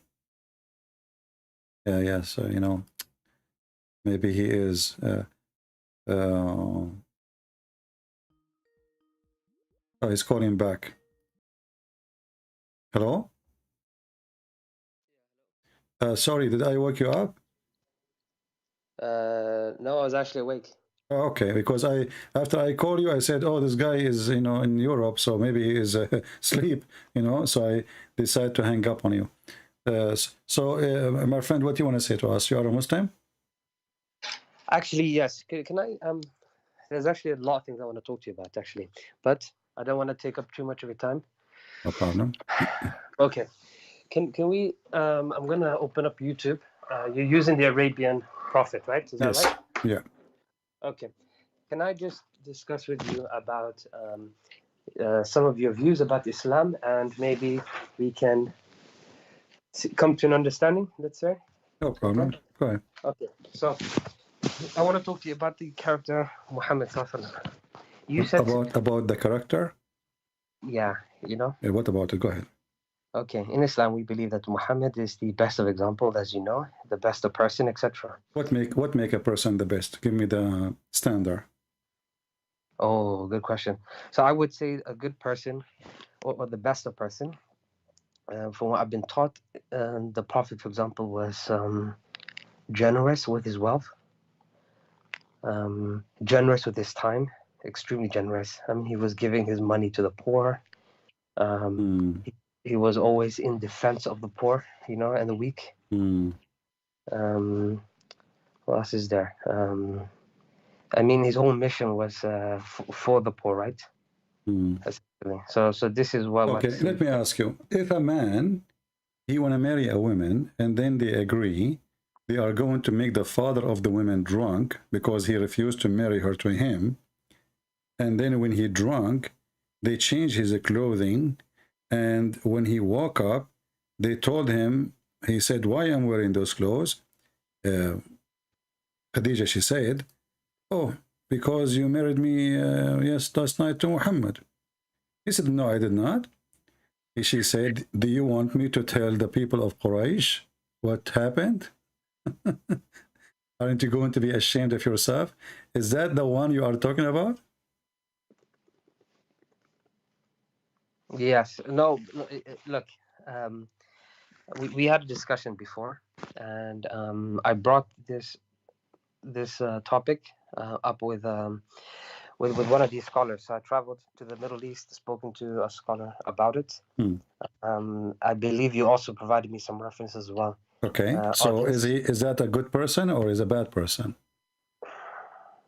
A person, he used alcohol, him and his wife, which is not his wife really, because his marriage was not real. It was a fraud, because the father did not marry her. You know, it was a fraud.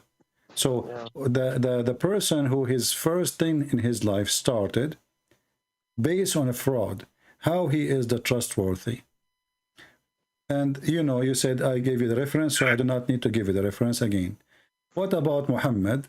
He go to the house of his own son, wife, and he flirt with the wife when she was alone. Is that the trustworthy, the high standard you like for your family? Be honest with me. I'm not trying to make fun of your family or your father. If your father come to your house, and he flirt with your wife, what you will do? Well, that's not good, of course, right? So was he, Muhammad, a good person?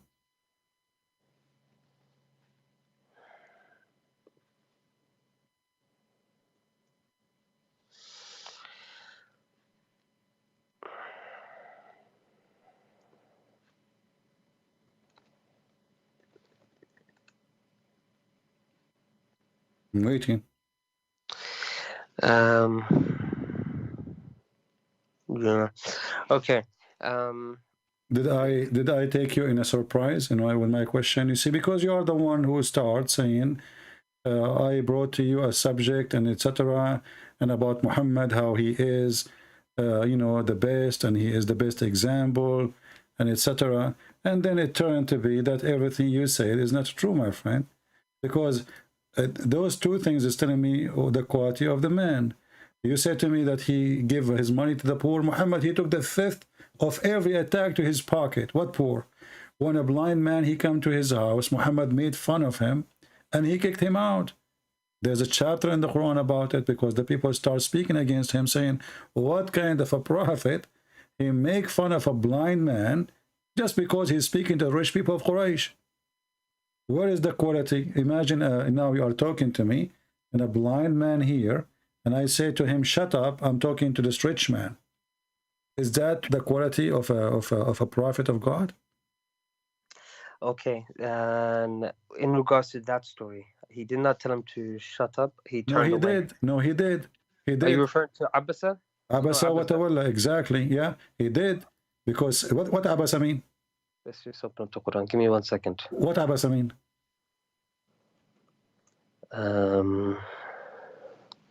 You speak Arabic, right? No, not so much. Sorry. Okay. Chapter 80, verse number 1. Yeah, I'm just opening that up now. Okay. Sorry, give me 1 second. We got the Abasa here. Okay. Yeah, he frowned and turned his attention away. Okay, what frown mean? And turn his way? What does that mean? Frowned. So you know how you can have a smile, You but get, then the no, opposite of he smile. gave him a face, right? Yeah, like you're upset. Okay, exactly. So shut up can be by saying the word. Can be saying, you know, like, you know, looking at you in a very angry way, you know. So and remember, this guy, you know, he's blind, right? Yeah. So he don't see even what he's doing now. Correct? Okay. So I see what how the man he knew that Muhammad, he is unhappy with him unless he said something. Because I can see, so I can look at your face and I can see that you are not happy, right? But this guy is a blind man.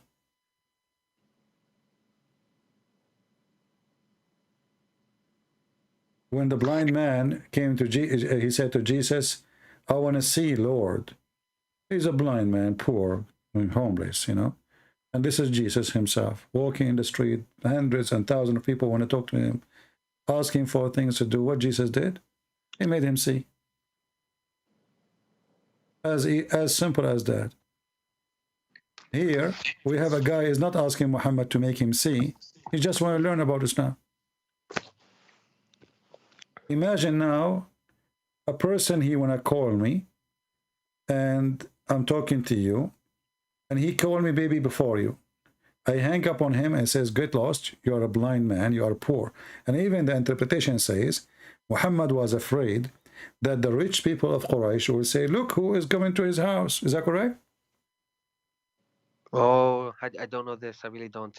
You can open the interpretation and you will see it says that Muhammad, he was worried that the people of Quraysh, who are the rich, the leaders, they will say, look who is the followers of this man. So if we go to chapter 80, and I will show you the interpretation. Ibn Kathir, is that what you're using? This is a website. It has Ibn Kathir in English, in Arabic, sorry. But if you want Ibn Kathir, we can go to Ibn Kathir, no problem.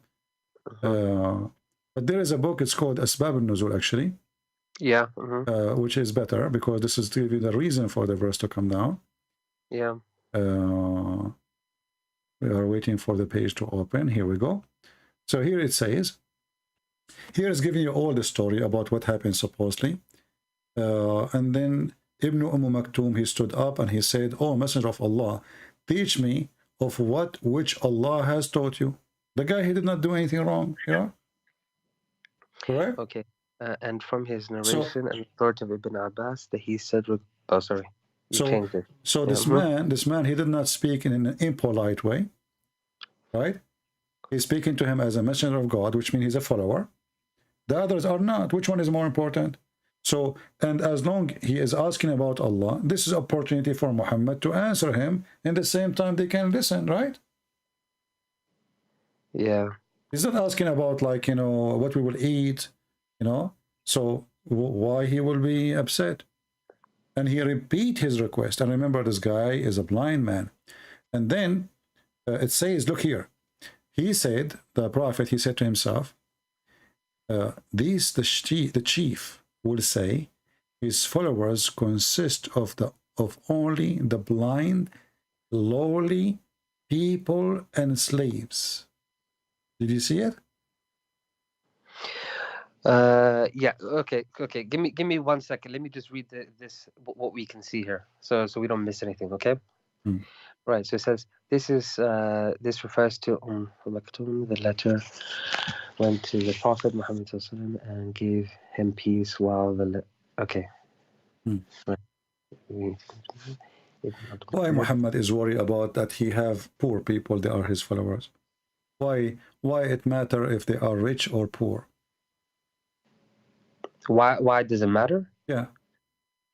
Well, you have to remember it actually does matter, first of all. Why? Right? Okay, so for example, if you went to Saudi Arabia and you went and preached Christianity, you know that right now it's illegal, right? Okay. But let's say that you managed to convert one of the prince to Christianity. You will be in a much better position to keep on going as opposed to converting a blind person in the street. But remember, is it right? No, this is not right, because simply, first of all, Muhammad is not in a society which forbid him from teaching. As you know, the Arab, they have 360 gods around the Kaaba, correct? Which means they are really very tolerant to other belief. And this is a proof that all what Muslims say is about how intolerant they are, it's a lie. It was Muhammad is intolerant to them, not the opposite. Because the Arab, as you see, they have all those gods around the Kaaba and nobody kill anyone. Nobody kill anybody. Everybody worship his God and everybody's fine. So Muhammad here, he have a freedom to teach and nobody oppress him. And now he is speaking to the leaders and they are coming to his house. Correct? Yeah. And the question is about God. So in any way, Muhammad, for him, it's an opportunity to teach about his God. Somebody opened the topic. Thank you for opening the topic. Let us teach you about God. Isn't it, this is what he want to do? But look what he thought. He thought, oh, he didn't say, I want to convert the chief. He said to himself, look. Now they will say, the only one who follow him, They are the blind, the lowly, and the slaves. So Muhammad is the one who looked down at the Muslims, not the chief. In fact, the chief, they are the one who will start wondering why he's doing that. And this is why he made this verse, because they were talking about what kind of a prophet he do such a thing. Why he do that? Muhammad's second day, he starts saying, oh, he heard the news about, they are talking about how bad he is, that he, you know, gave a face to a blind poor man. He was not the decent, ethical prophet of God. He was the opposite. He cared for the rich. He don't care for the poor. And you said something very important, that because if you convert a prince, it's better than converting a poor. That is satanic. That's me. How is that satanic? It is satanic because you are leveling. You are not seeking really saving souls. You are seeking business. You want to have a successful business. If God is with you, who is the prince? Who is the king? No. I think you misunderstood what I said. No, I did not. No, I did not. He is trying to convince the chief, because that will make it easier for him to spread Islam, correct? Not only easier, but it will be in a much safer environment as well. Well, my friend, the Muslim, they claim that the family of Muhammad, they are the most powerful in Quraysh. So what safest environment? And no one claimed that. Okay, they claim he's from. Isn't Muhammad? He claimed that his family is the best of Quraysh. And then later we find that all of them, they are homosexual. So my friend, listen. Wait, really? Homosexual? Yeah, you can go read my book, Section Allah, and you will die laughing. All of it is coming from your Islamic books. All of it. All of it. Zero. Okay, but are you saying the Prophet was homosexual as well? I'm not saying he is. Properly he is. As an example, Muhammad, he go and he opened the door totally naked and he kissed men. When he is naked, is that something nice, normal? I don't know. You tell me. So totally naked? You mean absolutely naked, kissing men? Is that what you're saying? Absolutely naked. Kissing them where, in the mouth or something? I don't know where he kissed him. I wasn't there. The hadith says he kissed, he kissed. I don't know. I mean, kiss is a kiss, Kiss is a kiss. Where the kiss, I have no idea. I was not the director. Read this hadith with me. It says that Zayd ibn al-Harith, very well-known person, he said, he arrived to Medina while the Messenger of Allah in his house. So he went and knocked at his door. So the Messenger of Allah stood naked, dragged his garment, and by Allah, I did not see him naked before and nor after, and he hugged me and kissed him. How you hug a man, he is totally naked, and you kissed him? He hugged him. Muhammad, he hugged him. The guy, he kissed him. And he is naked. Yeah, well, sorry. Let me just read this again. Sorry. Zayd bin Harith arrived in Medina while the Messenger of Allah was in his house. So he went and knocked at the door. So the Messenger of Allah stood naked, dragging his garments. And by Allah, I did not see him naked before nor after.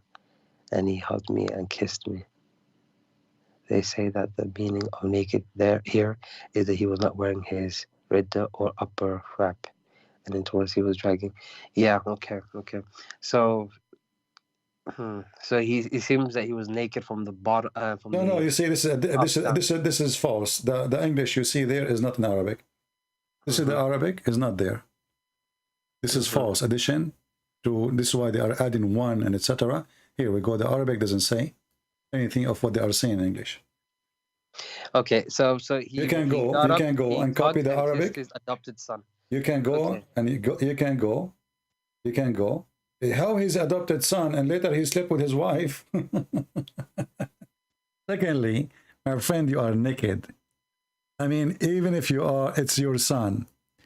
Do a man, his private part is in front of him, he hug another man? What son? Anyway, you're a prophet, he wear women Aisha clothes. You're a prophet, he dress, he put eyeliner 3 times. He pee like a woman. I mean, everything is wrong. But this is not the problem now. So when you speak to me about the ethical prophet, that ethic No, is... sorry. That is a prophet. That is a problem for me. You know, if what you're saying is true, then this is not good. I'm not saying anything. I'm not saying anything. It's in front of you. This is you Muslim saying, not me. No. So right. So this one here, they're trying to explain, saying that he was naked, only from the upwards, right? Not the bottom. Nowhere it says that in Arabic. Read it. Here we go. Nowhere it says that. It says فأتاه فقرع الباب فقام إليه رسول الله صلى الله عليه وسلم عريانا يجر ثوبه والله ما رأيته عريانا قبله ولا بعده فاعتنقه وقبله قال أبو عيسى هذا حديث حسن غريب لا نعرفه من حديث الذري etc. Well, there's nowhere all the explanation is there. This is additional to cover up the problem. Yeah, okay. You can take the English, the Arabic words, you can post in Google translation, and you will see that all of this is addition. All the English you see is addition, is not there. Okay. And you said he was wearing Aisha's clothing, right? He wear Aisha clothing, he put eyeliner, you know, I mean, everything about him is wrong. What about the man who came, Muhammad, he came from his back, and Muhammad, he started tickling him. The man, he was topless. The man, he said to Muhammad, this is not fair, joking with him, like laughing. I am topless, I'm naked, topless, and you are not. And then the Prophet, he left up his shirt. So now both of them, they are topless. And the guy now, he hold him, he put his back on him, and, you know, he kissed his stomach? He embraced him, and he began to kiss his side. No, but it wasn't tickling. The Prophet accidentally hit him with a stick, right? No. Read it. Oh, you have it open here. Read it. It says here, okay. The man of Ansar said that while he was given to jesting and talking to the people and making them laugh, the Prophet poked him under the rib with a stick. See, it's not a mistake. He poked him. He said, let me take retaliation. He said, take retaliation. He said, you are wearing a shirt, but I am not. The Prophet then raised his shirt, and the man embraced and began to kiss his side. Okay. Then he said, this is what I wanted, messenger. Okay. Right. This is weird. Yeah, I don't know why he's poking people with sticks, and I don't know why people are kissing his stomach. That's strange. Or his side. He embraced him, and the Prophet, he left up his shirt. So now both of them, they are naked in the top. Yeah, and he kissed his side, so he was on his knees. Kashhahu is even down his side, not the side, down, like down from the side, like, you know, where your waist is. This is where the kashhahu, under the belly. Yeah, the hip area, right? Does it sound like a prophet of God, or two lousy people? Maybe, I mean, maybe they are not, you know, doing something, you know, purposely wrong, but all, as they say, all roads take you to Rome. So all details is taking us in one direction. Okay, I also heard you mention. So what is holding you to be a Muslim, my friend?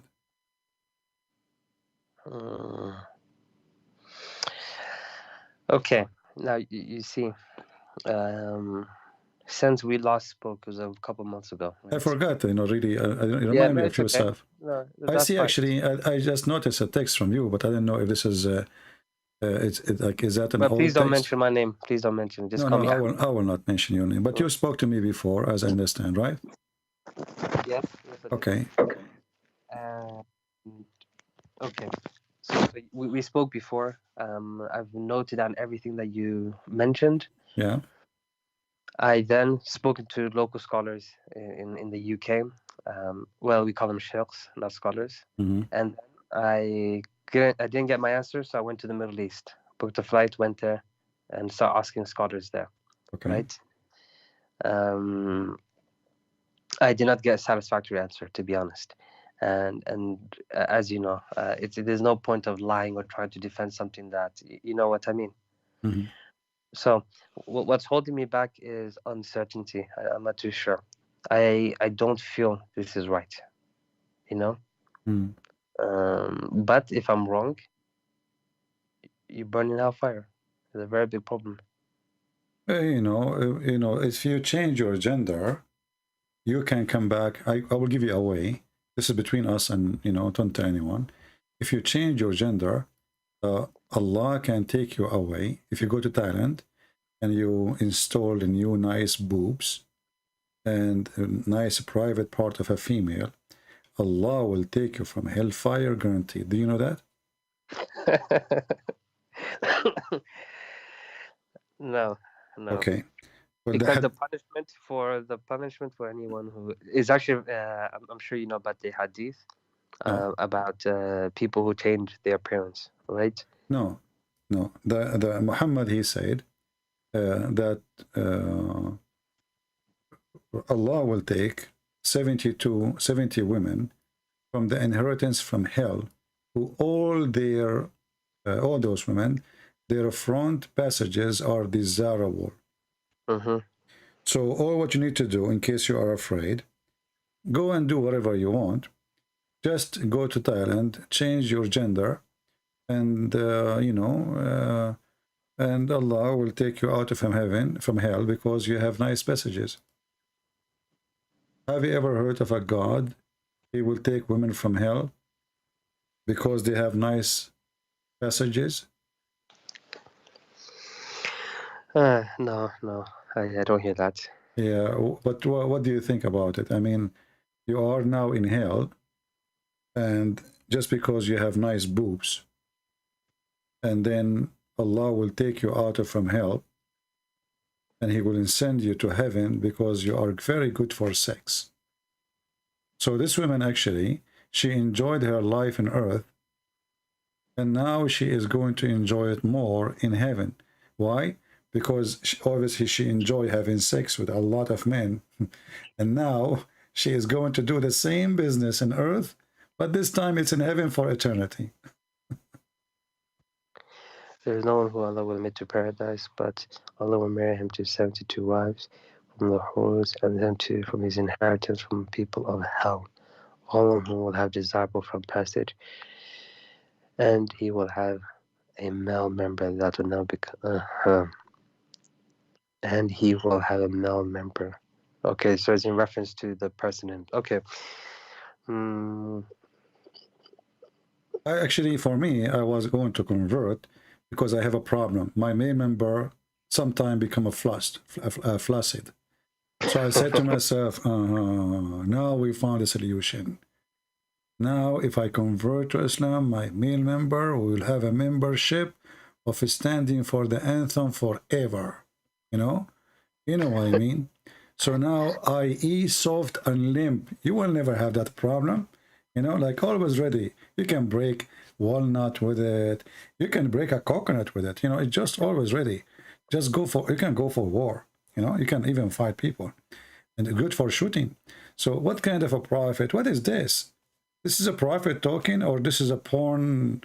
This is a Playboy station guy in the magazine. Is he promoting sex toys or what? Who is this? Who's talking? Yeah, no. This is all good. Fair point. Okay. What do you mean not good? You know, you will have a male member can break a coconut, and you are telling me not good? I want to go there.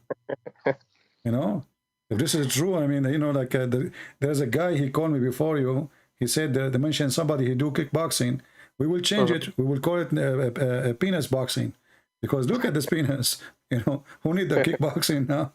Look at the head. I mean, this is a prophet of God. How in the world this guy he became a prophet? I want to know. And how the Muslim, they see this and they say it's okay.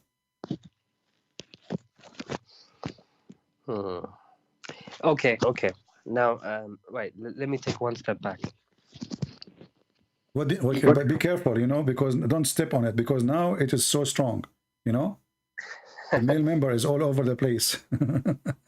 watch where you step on. Okay, what you want to step where? No, because look at this. You guys are the people of the book, right?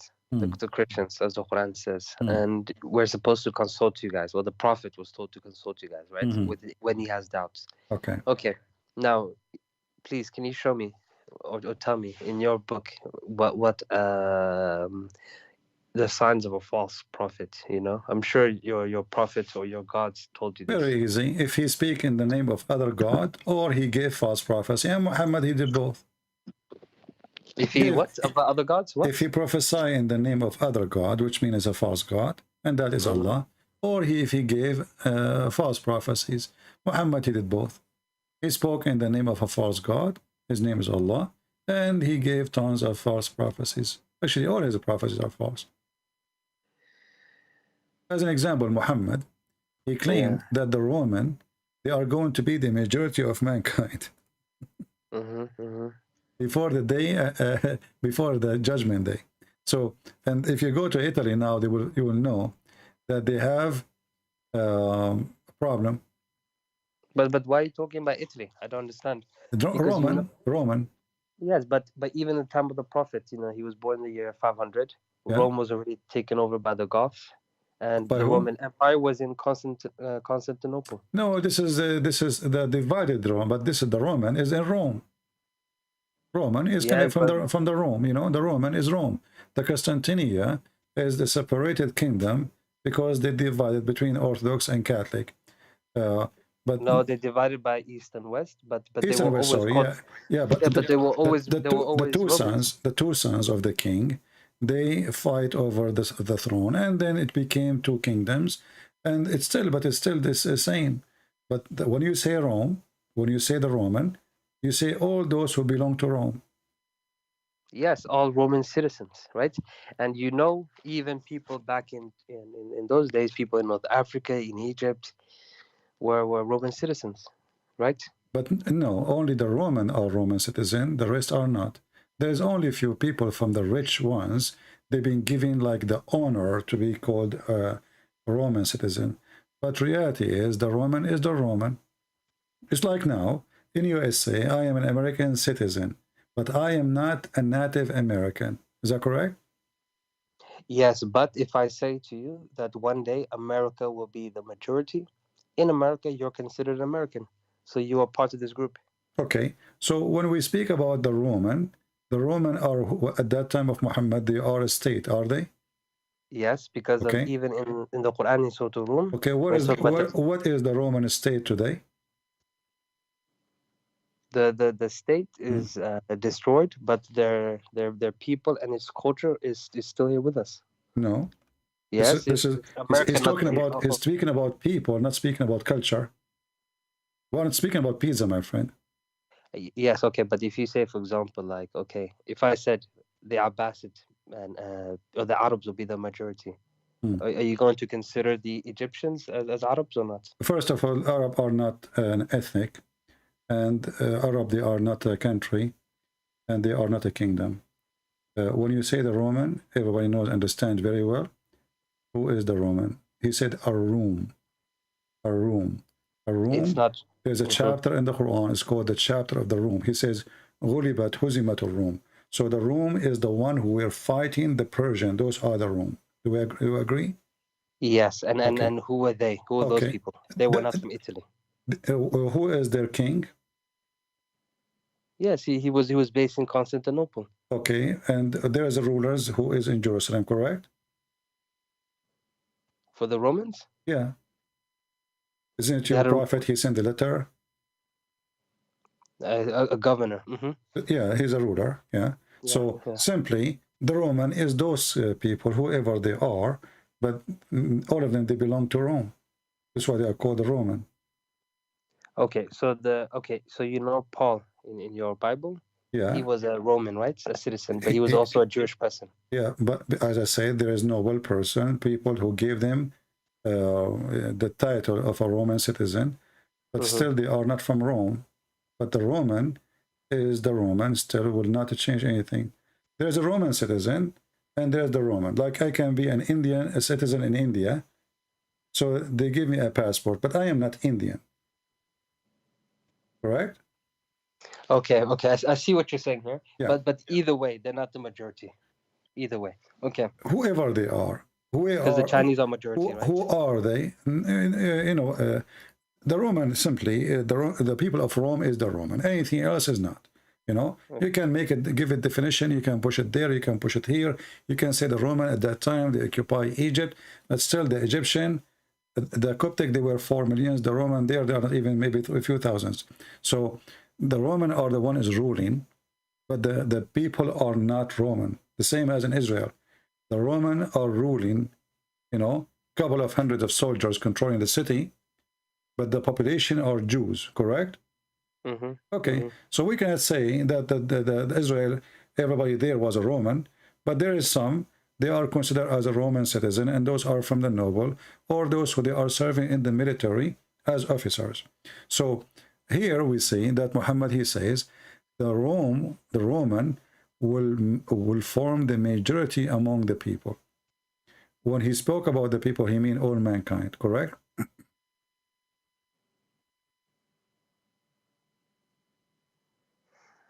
So did he say that? Sorry. What was your question? When he said the Roman, they will form the majority among the people. Who is the people? What he meant by people? No, this is humanity. Mm-hmm. Humanity. And this is absolutely false. Let us say the Roman is European. All of Europe together is not even 400 million. Mm-hmm. Just to make it like, to give it the spice. But all of us, we know that even Italy, they have a big problem with population because people are not getting married. There's a huge number of old people. And the younger one is way less than the one who's dying. So if this country continues like this, maybe in 60, 70 years, Italy will disappear as a population.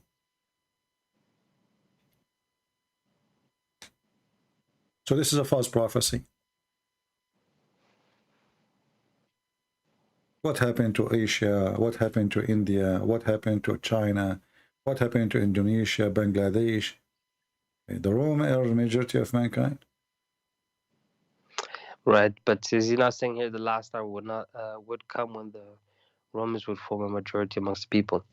I mean, okay, as we stand right now, right, as of today, He said it's clearly not true. the Right day now, will it's not come. The day will come. This is what will happen. When the day come, the Roman will be majority. Yeah, but anything can happen. Look, I'm not saying that. I'm not gonna tell you that this is correct now, because now the Chinese are the majority, right, and then the Indians. But you see, when your prophet, he mentioned the judgment day. He spoke about the judgment day to happen very soon.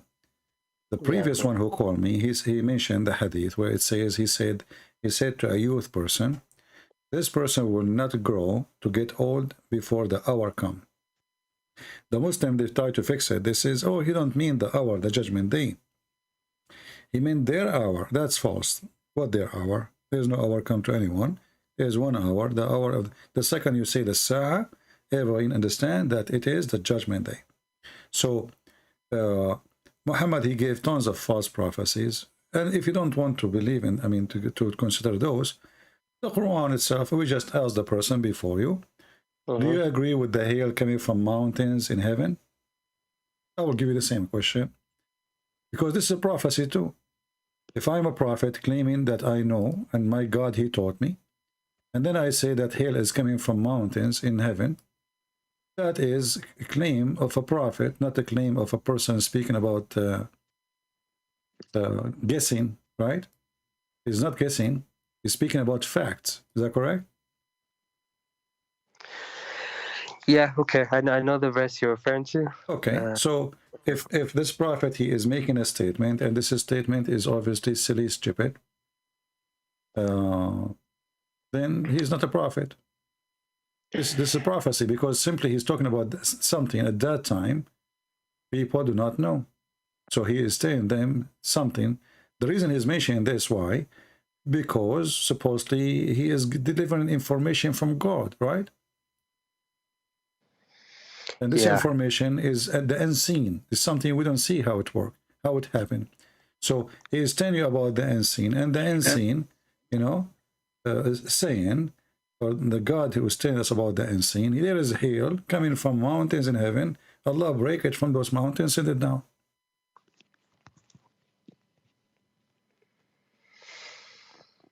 And this is chapter 24, verse number 43. So if you would want to consider the Roman story, you would want to consider all the stupid things he said, well, this is additional one. There's no way God, he would say such a thing. Hasn't thou seen how God has drives the clouds, then composes them, then converts them into a mass, then how sees the rain issuing out of the midst of them? He sends down out of the heaven mountains, wherein, wait, what? He sends down out of heaven mountains, wherein is hell, so that he smites whom he wills. Okay. Can you just give me the verse? I'm going to use a different translator. Chapter 24, verse number 43. And different translation we can change. They are adding things just to fix it. 24. You said 33? Chapter 24, verse 43. Yeah, okay. Right, let's see him. And you said 43, sorry. And you not see. And he sends down from the sky mountains. But he put brackets of clouds. Why would he do that? Okay, he then sends. Okay, so he sends down from the sky mountains loaded with hell. Okay, you know, in the other translation I'm looking at here, in fact, it says here that. My friend, I know what other translation says. They are lying. You can go to the Arabic. And yeah, let me just get my dictionary. Give me 1 second here, because you know if this is, there is a website. I think it's called Qu'ran. I think Qu'ran.com, something like that. You can move the mouse over every word. It's going to show you the word in English. They are lying. You know, it says, وَيُنْزِلُ مِنَ السَّمَاءِ مِنْ جِبَالٍ فِيهَا مِنْ بَرَدٍ فَيُصِيبُ بِهِ مَنْ يَشَاءُ. Anything else is a fabrication. They add brackets. Yeah, you're right. They say, like mountains. It doesn't say that. It says, he sent down out of mountains in heaven. وَيُنْزِلُ مِنَ السَّمَاءِ مِنْ جِبَالٍ فِيهَا. Actually, you know what? I can show you the interpretation. Here we go. 24:43. Here we go.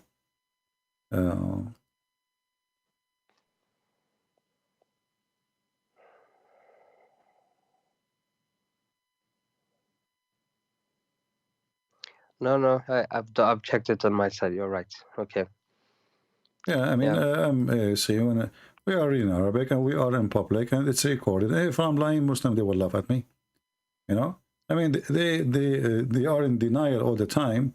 But a smart person, he will not lie, because people, they will use it against you. You know, if you are trying to be honest. So he sent down. This is the tafsir. Ibn Abbas, it says, he sent down from heaven, mountains wherein is hail. He sent down hail from mountains in heaven. Do you see it? Yeah, I can see that. And this is Ibn Abbas. So all the translation, they are trying to cover up, you know, duct tape. This is what the Muslims do. They duct tape their Quran. They add words is not there to fix it. Yeah. Okay, I don't do this. Okay, so I will ask you just few more, if that's all right, and then I will have to make a choice, actually. All right. To be honest. Okay. Oh my God. Okay. So we okay. Well, what's your God's name? Is Yahweh, right? There is no really. You see, the people who don't speak the language, because the language is a foreign language, so they think when he say Yahweh, it's a name. It's not. Yahweh is I am who I am. So for you, because you're a foreign person, you hear it with a foreign tongue, you think it's a name, but the fact it's a sentence saying I am the one who exists by myself. I'm God. So it's not really a name, you know. So when Moses, he asked God, what I will tell my people, what's your name? He said to them, tell them I am who I am. And, you know, you will notice that the Jews, when they speak about God, They say many things, but they don't say names. So like Hashem, you know, I mean, there's many many titles, as I say, or description, but it's not a name for a very simple reason, because if God is a miracle, there's no language and no letters can describe him. Okay, so your God doesn't have a name. This is what he told us, and the only name we knew, like even those are not names. As an example, Christ. Christ is not a name. You know, everything in the Bible is not a name. Even Adam is not a name. Even the sons of Adam are not names.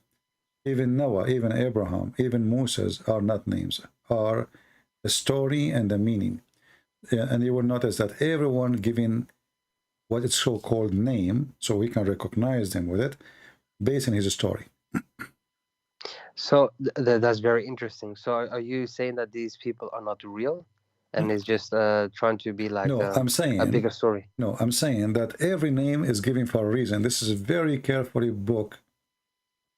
You know, names are not given. You can, like somebody, your son born, you give him a name, you can call him whatever, you know. You can call him Khalid.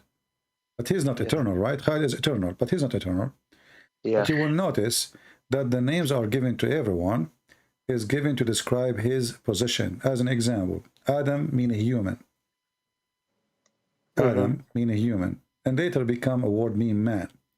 But God, he called Adam and Eve, called them Adam, you know, a human. So it's giving that name because he was the first human. And then Abraham, the one who crossed the river, Abraham, the one who crossed to the other side. So his name is given based in what happening to him and what he did, you know. It's not really a name as much as a description of his life story. Moshe, the one who's been saved from drowning. So his name was Moses, yeah, Moshe. You know, you can go and check the name. So he been saved from the drowning. He's going to drown. You know, they put him in the river, right? The story. So yeah. So every person was given. Sorry, just a quick thing on that. So are you saying if I was there at that time, I would not have known him as Musa, but maybe something else? Is that right? It's Moshe, not Moses. Sorry, Moses is an Arabic Moshe. name. Yeah. Yeah. Yeah. So what I'm saying that those names are not really names, are describing the person and his mission. So the same as we say Christ, you know, we are not describing, it's not a name. It is a title for the mission. Who is this person? What he will do? What his position in earth or in heaven? So names are not really names. They are, let us say, a message, a delivery from God. Abraham, his name is delivery from God. Adam, his name is delivery from God. Christ is delivery from God himself. He is the name, he is the word, and he is the God himself. So every name in the Bible is not really a name. It is a life story. You can go, there's a video in YouTube. It's called the Genesis 5. Let me hang up on you and I will play the video and you can call me after we finish it so you can see what I'm talking about. Okay, yeah.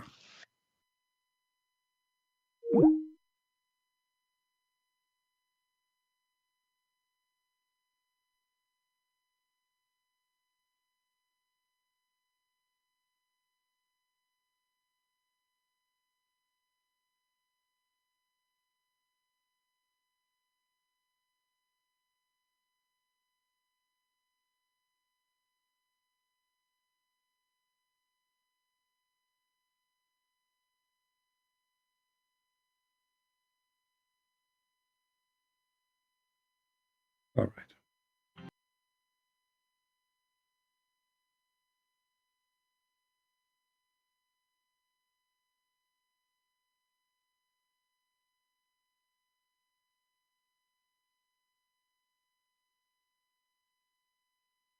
Let us see.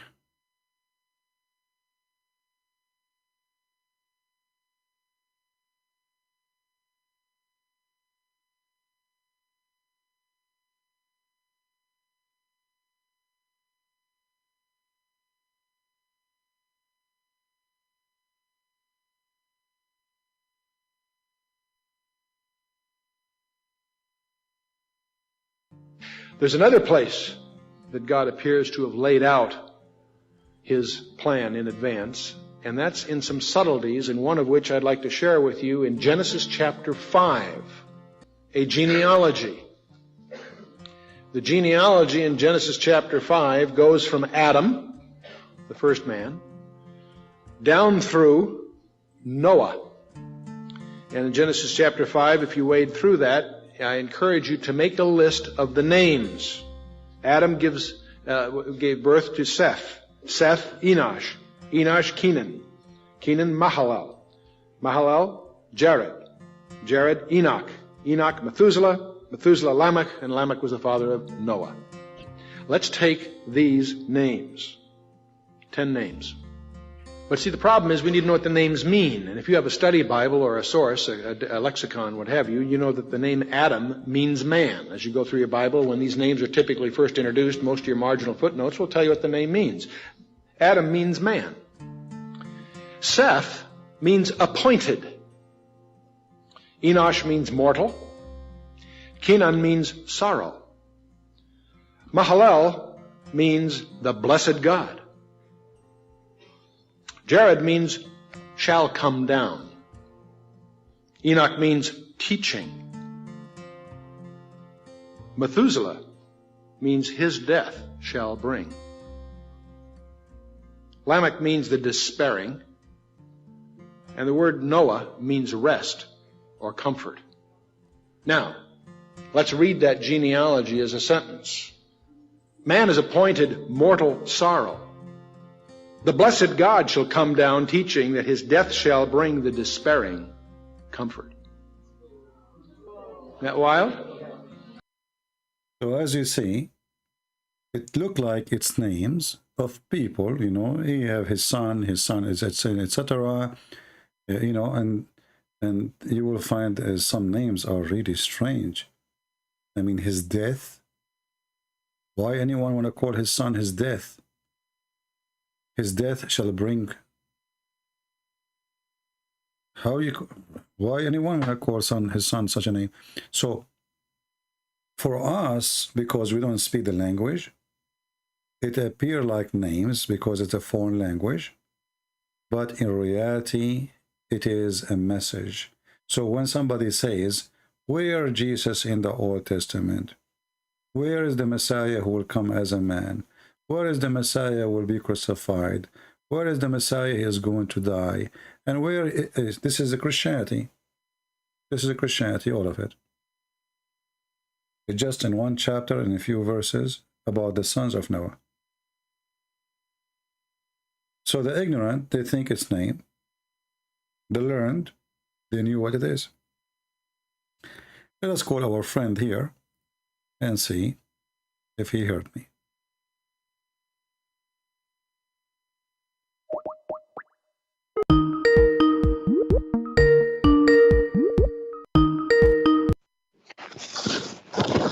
Yeah, hello. Yes, did you watch it?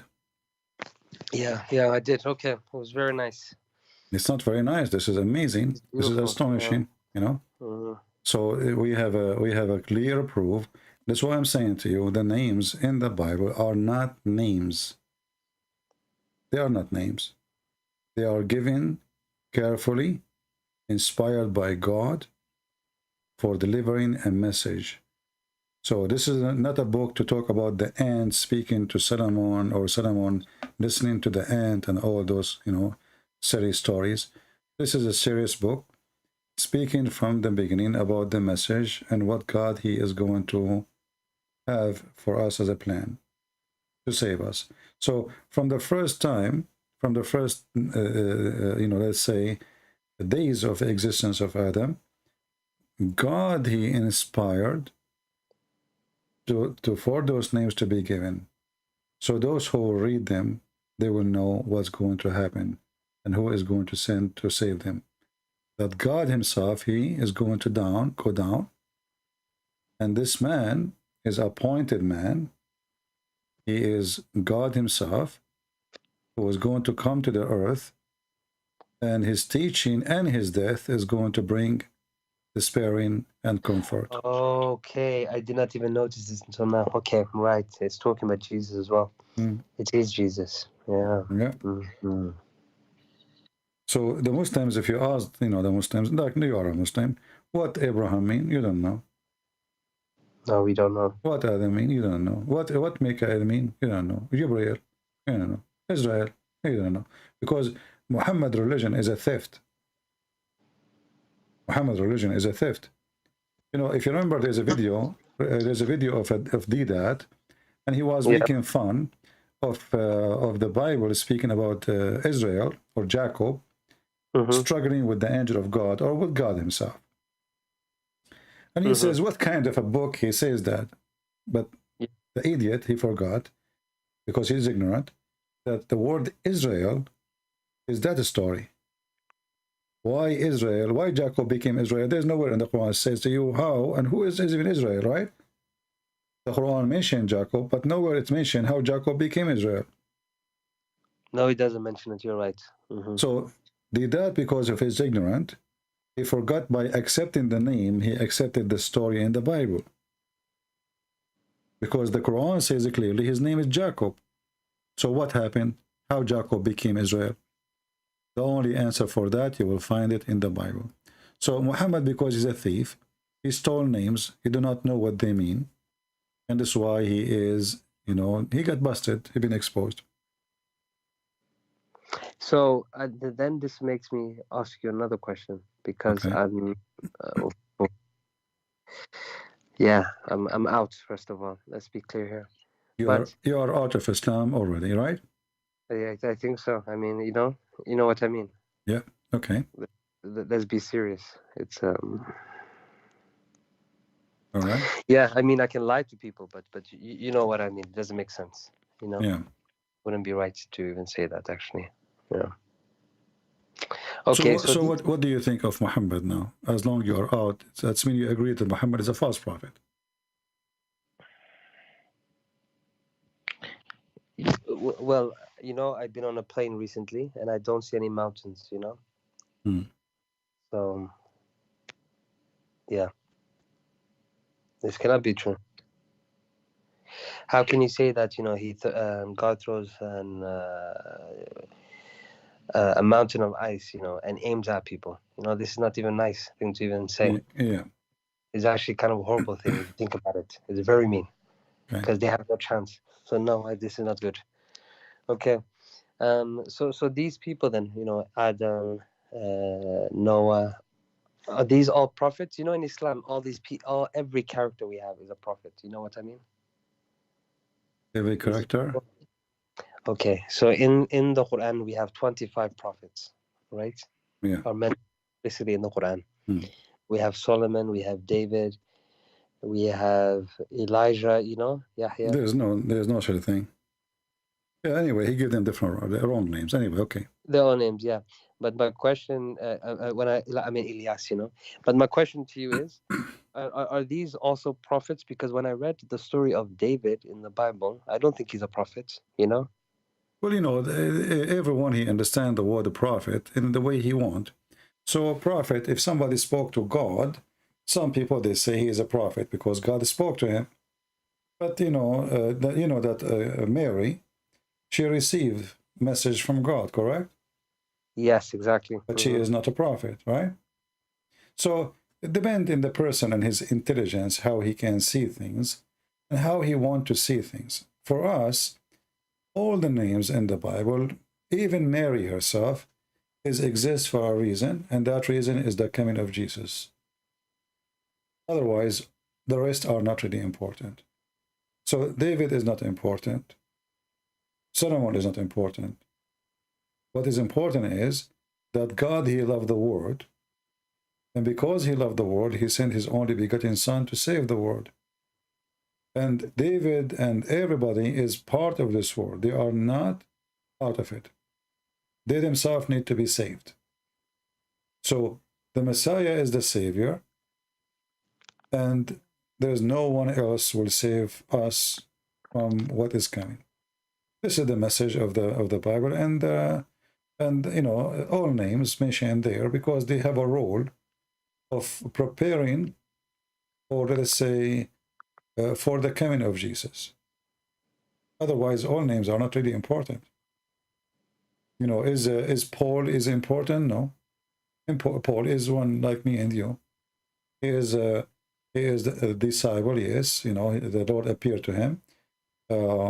He is a church father, yes. But still, the Bible says all men, they are sinners and they are short of the glory. So all of us, we need a Savior. His name is Jesus. So all the names, they are there for a reason. And this reason is that, you know, that God will come on this earth to save us. Okay, but okay, that's fine. I think, to be honest, it sounds good. You know what you're saying. You see, all of us, like now, I'm here with you, and we are talking. Why I want to waste my time and you waste your time? What about you go watch a movie, I go watch a movie? What do you think? You know? So we are here for a reason. And based on your interest, the reason exists. So the one who have interest in something, he will be where he is interested. That's why, you know, the Bible says, like, you know, where is your treasure, your heart will be. So if your treasure is gold, your heart will be with your gold. If your treasure is God, your heart will be with God. If your treasure is sex, your treasure will be with sex. So where is your treasure, you will find yourself. So everybody, every human being, he have his own interest. And your interest is who you are. And this is why there's people of God. You know, you mentioned that the Quran calls us people of the book, correct? Yeah. And the Quran never called Muhammad or his people of the book. Actually, he called them Ummiyin, which mean ignorant, you know, the ignorant. So when the Quran, yeah, not illiterate, ignorant. You see? So when the Quran says Ummiyina Rasulan minhum, yeah, saying that the you Quran see, is the Muslim, they don't even understand their book. I mean, this is how ignorant they are.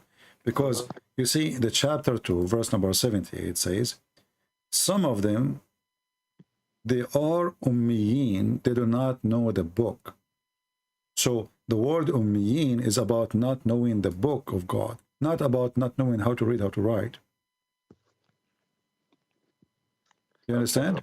Yeah, I understand. Yeah. So the Quran itself gives definition. The one who do not know the book of God,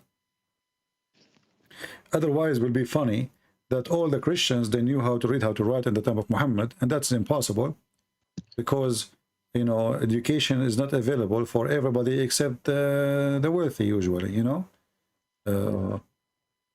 You know, a person, not everyone, he will get a chance to learn how to read, how to write.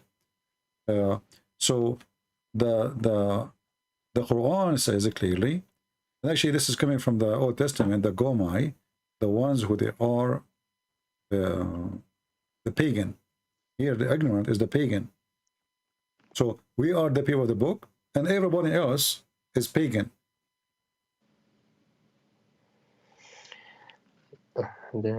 This is the definition of the Quran. Quran says people of the book, people of the book. Why? Because everyone else is pagan. And that means Muhammad himself is pagan.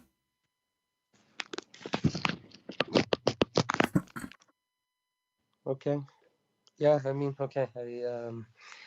I appreciate your time, and I guess thank you. So what do you think? You know, what do you think? You want to be Christian or what now?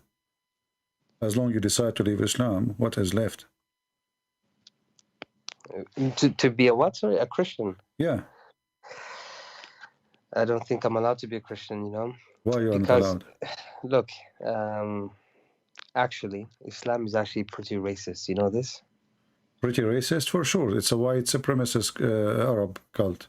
Okay, and I'm not white. Now, I don't know about your religion, but I don't know. Well, I just told you that Jesus, he loved for God, he loved the word.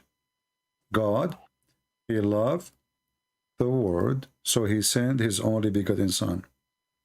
What does that mean but to you? He's only talking to Jewish people, you know? Why? No, love the word. When the disciples, they went and they spoke in tongues, And even this miracle is mentioned in Islamic books. Why the disciple, they will go to Ethiopia? Why they will go to Egypt? Why they will go to India? Why they will go to everywhere? If they are racist, they will go only to the white, especially they themselves, they are white. So you're telling me Jesus' own disciples went to India and Ethiopia? Exactly. One of the oldest churches, actually, one of oldest churches is Indian church, I think, in Calcutta, where one of the disciple of Jesus, and the same for the disciple of Jesus went to Egypt. The Egyptian and the Ethiopian, they are one of the first. The first church was in Antioch, but as known as a church, but the most well-known ancient churches from the beginning, it was in Africa and in India. You mean North Africa, or you talk about Ethiopia? Ethiopia specifically, but Ethiopia is a huge, Ethiopia is an empire at that time, Yeah. Ethiopia was all the way actually before to Yemen, not only Ethiopia today. This is why you see that the Yemeni, most of them, they look Ethiopian. And if you go to the Bible too, if you go to Galatians chapter 3, verse number 28, it says, there is neither Jew or a Greek, slave, neither a slave nor free, nor there is male or female, for all of you are one in Christ Jesus. So the Bible makes it so clear that in Christ there's no ethnic, there's no slave, there's no free, there's no Hebrew, there's no Greek. Your citizenship is not exist. What is exist is your unity with the Messiah. And this is in the Bible. Okay, and when we die, then what happens? In Islam, you get women, whatever. You don't get this. No, in heaven, in Christianity, the heaven of God is the holy kingdom of God, and because it's holy, we will have different level of happiness. You see, when we say God, if God can make me enjoy food, right? He gave me something in my tongue, very complicated chemical, connected to my brain to make me taste food, correct? Yeah. Can't he give me something even way better? For sure he can. So what he will give you in heaven have nothing to do with physical happiness, because at the end of the day, actually, all happiness is in the brain. It's not physical. Everything you do is a message goes to your brain, even when you have sex. So it's your brain actually will have orgasm. It's your brain who tastes the food, not your tongue.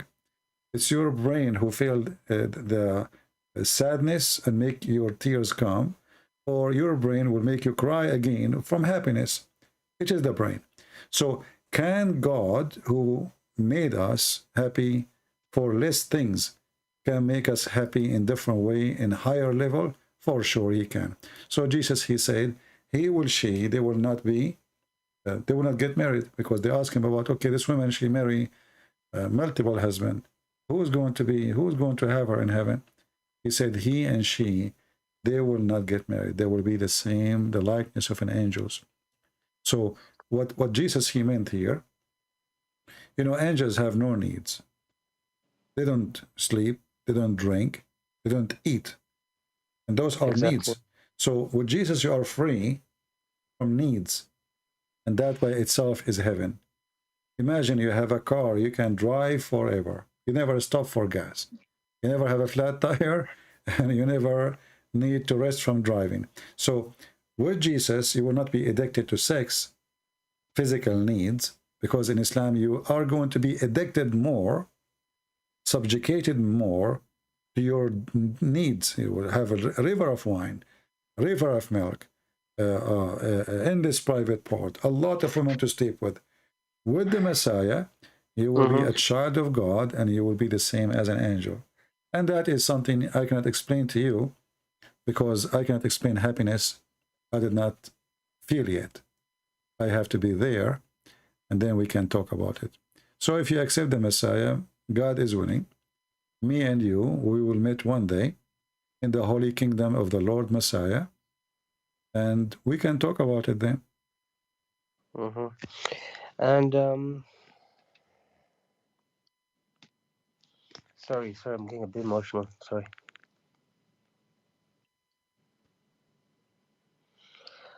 Okay, right.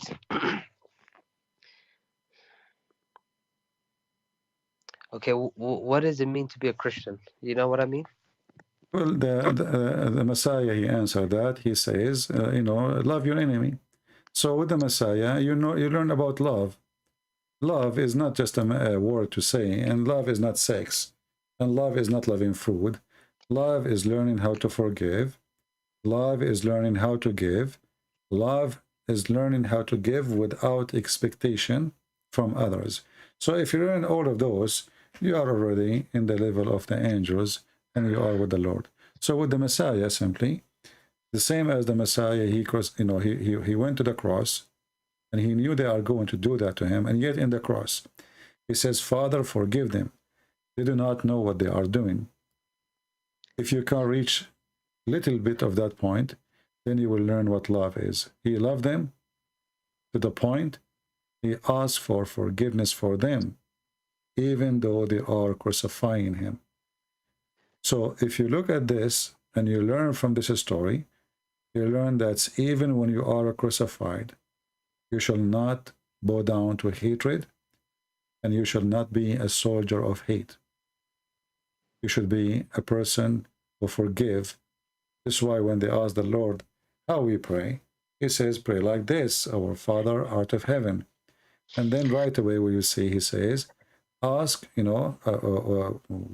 forgive to us, the same as we forgive to others.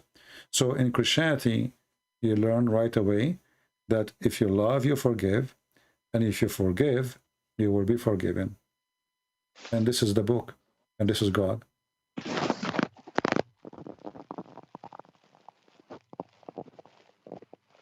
Okay. Sorry. What I really wanted to understand is this. Okay. For the last 10 years, right? I haven't missed one prayer. So how do you guys pray? We just did. You see, anything you come from your heart to God, it's a prayer. A prayer is not a ritual and should not be a ritual.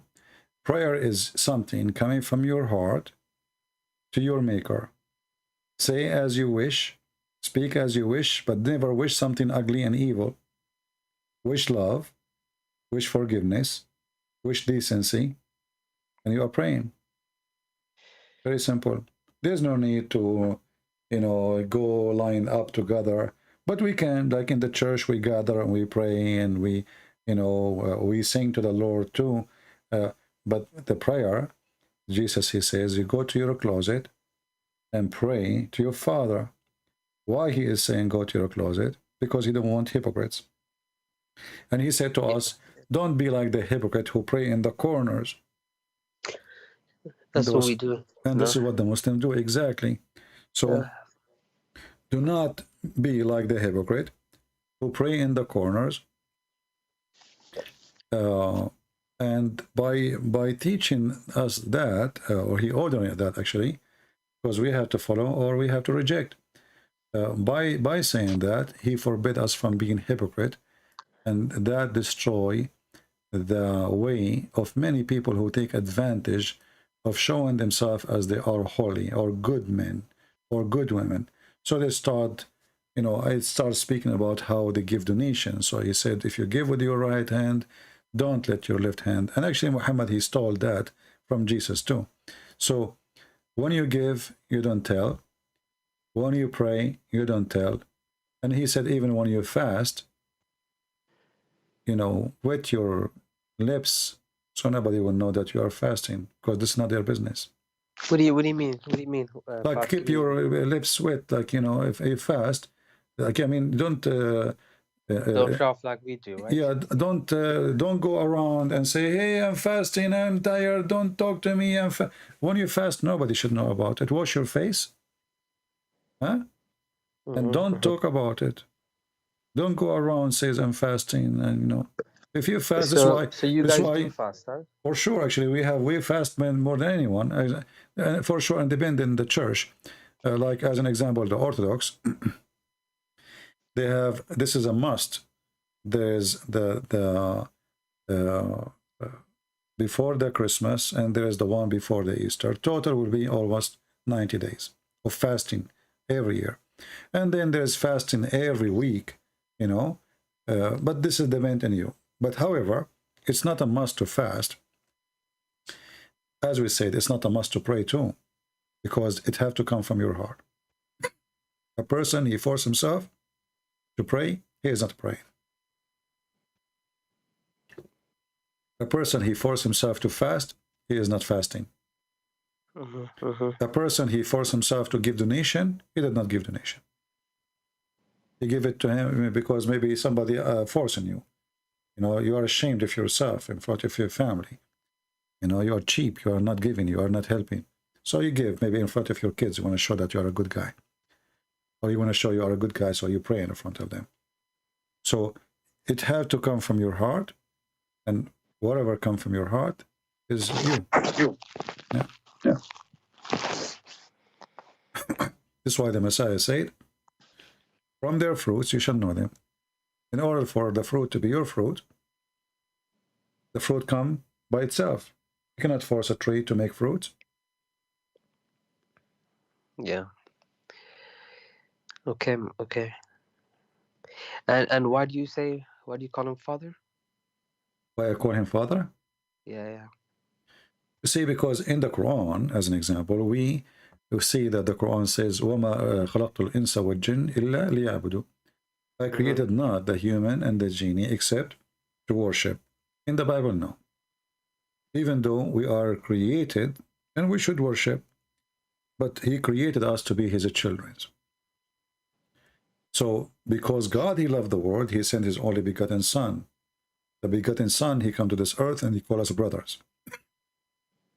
So who's our father? God, okay, the maker. this is good. Yeah. So, I forgive me. So that means when I pray, for example, it says here, I'm sure you know this anyways, Matthew 6:9-13, you know, it says, this then how you should pray.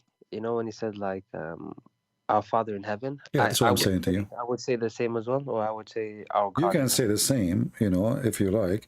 You know, the reason that a prayer, he's just telling them what is included in your prayer. It's not about exactly you say the same, but you can pray the same.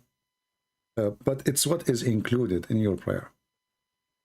Like asking for forgiveness, and the same time you forgive. And I can do this in my language, correct? In any language. Yeah, okay, this is good. This is good. God, he understands any language. He is God, you know? Okay, now, very simply, you know, I need to obviously go back, read the Bible again, you know? It's a big book, but I can do it again, no problem. But my question is this, my friend. Okay, in Islam, you know, it's kind of simple, right? In a way, you have instructions and then you follow them. Okay, and in a way, it makes you a slave. You know what I mean? But sometimes being a slave is easier to understand life. Not that's better. So what I'm asking you is this: in Islam, you pray, you fast. It's very clear. You have certain times. What does God want? Sorry, what does the Father want? You see, when you say a certain time, first of all, time does not exist really. I mean, time is just a matter of circulation of light around us. We call it time, right? So the sun goes around us, and then we make it morning, and then we call it day, and we call it night. But time does not exist for God. And because of that, you pray to God anytime. Why you want to pray in a certain time? When God is alive and he's always there. Any time is a good time for God, and any time is a good time to pray. It just has to come from your heart. When you feel you need it, you do it. You can pray before you drive your car. You can pray before you leave the house. You can pray when you are sitting in the bus and there's people next to you and nobody will notice you are praying. Because the prayer is coming from your heart, not from your lips. Prayer is not words you say by your lips. It is something in your heart and you mean it. Because many, especially the hypocrite, they say something in their lips, but they don't mean it.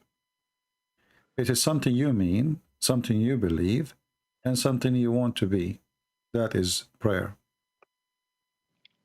Prayer is not even speaking to God, actually. You know, prayer is decency. Is your decency. So when you are decent, you pray to your wife, saying to her, I love you. This is a prayer of love. It doesn't mean you worship her. But when you pray to the Lord, you know, you are giving, keeping in touch with your Maker, let us say. Like if you have a father and you did not call him for a year, and one day because you need him, you call him. Your father, he will say, well, now you come to me because you need me, because you need money. What you need? Why you are calling? What happened? Something fishy about you. Because you need him now, you are calling. Many people, they do that. They forget about God as long as they are healthy, they are wealthy, they are young. And the second they collapse, suddenly they say, God, forgive me, God, help me, God. Oh, God, please, you know, God. So as long as they are fine, God does not exist. The second they are in the ground, collapsing, sick or poor, or they don't have money, or they lost their family, something bad happened, suddenly they start asking God for help. So don't be one of those. Pray to the Lord so you can be a child who always remember his father, and the father always, he welcome your remembrance. Okay.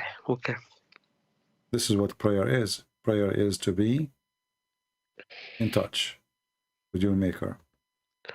It's not a word you say. It's a feeling you live. It's like you are in love with a person who you believe he is your provider, he is your protector. He will do anything to save you. He loves you. You know? How you can return love? You return love by love. Okay. Sorry. I don't know. I feel like you are crying, but you know, I mean, it's okay. So, you know, it's good to have heart, not to have a rock inside. God love. Yeah. God is Crying love, because and of the sins I committed, you know? all of us we commit sin. Who says to you, "I'm better than you"? Well, you don't know me. You know, you have no idea you are talking to whom. No, but I know me because I've been worshiping a false god. Yeah, it's okay, my friend. You see, every moment have a time, and you know, Paul, he used to go after the Christian to kill them. At least you did not kill any Christian yet, right? No, but I So, converted many Christians. well, you know, you can fix that, and you can contact them, and you can help them to see the truth. You can fix it. You can fix it. You can call those people, and you can contact them, and you can explain to them why, you know, you think that you made a mistake, and you yourself you left this this false cult. No, you see, one of them passed away. You see? Well, I believe the So Lord. that means I sent him to hell. Okay. I understand how. I understand, but we pray that the Lord is merciful. We pray that the Lord is merciful, and He knew that by your heart, you know. Now you do not know that it was wrong. When you did it, you thought it was the right thing. And I think at the end of the day, I think you did not convert him to Islam. I think he converted to Islam because he chose to leave Jesus. Okay. I guess so. Thank you, CP. So do you accept the Messiah as your Lord? Yeah. I mean to that. I mean. You know, I saw a message previously from you, and that made me confused because before I felt like you became a Christian, you know, and looked like you were still questioning, right? So let me tell you what happened, okay? Yeah. We spoke. Then I went to my local masjid. I spoke to many different people, okay? Okay. In the UK. I went to many cities. I spent a lot of money getting people, speaking to them, calling them. I went abroad. I went to Saudi Arabia. I went to the Emirates. I went to Qatar. I went to almost every country in the Middle East to get the answers I needed. But instead, I got people lying to me, asking me, are you a mushrik? Are you being paid? People finding out who I was, trying to question why I'm, trying to get answers. You know what I mean? Mm-hmm. They're becoming very hostile, very defensive. And my questions were very, very simple. You know what I mean? Mm-hmm. It should be easy for these scholars to answer. Yeah. But they didn't. They lied to me. And when I go back and check the references, or I look at your videos I have a notebook. So whenever you say something, I note it down just to verify if you're lying to me. You know what I mean? Mm-hmm. And it's there. When I question these imams, they always say, "Oh, it's da'if." It's okay, this one is authentic, but it's been abrogated. They always come up with the most extreme scenarios, and I'm not ignorant in Islam. I've studied it for 5 years as well. I can tell. I also memorized the Quran, so I don't know. It's a big problem. You see, But anyways, yeah, it's go the ahead. past now, right? It's the past. Now I have to read the Bible. Yeah, but you see, I'm very thankful that the sheikhs are liars, because if they did not lie to you, then you will not notice how hypocrite they are and how fake this religion. Because if they say the truth and they try to convince you with the truth, it might work. It might say, okay, you know what, the prophet did that, give you excuse, but they deny, and then you find out that everything we say is true. And then a person will ask himself, why they are lying? What are they hiding? Suddenly they are not proud of what prophet did. That means they themselves are not really believers, right? Because if I'm a believer in Jesus and you say to me, Jesus will come in the day of judgment and he will send people to hell, and I would say, okay, yeah, he will do that. So this is not nice. This is okay, no problem. You can say whatever. This is what Jesus will do. I'm not going to make Jesus. You see, Jesus. When we say Jesus, God is love. God is love, but there is a time where he will send people to hell. The opportunity of love is over because you rejected him. It's your fault. So I will not be ashamed of my Lord because somebody think that he did something is not right. This is his opinion. For me, I am proud of him and I'm a follower.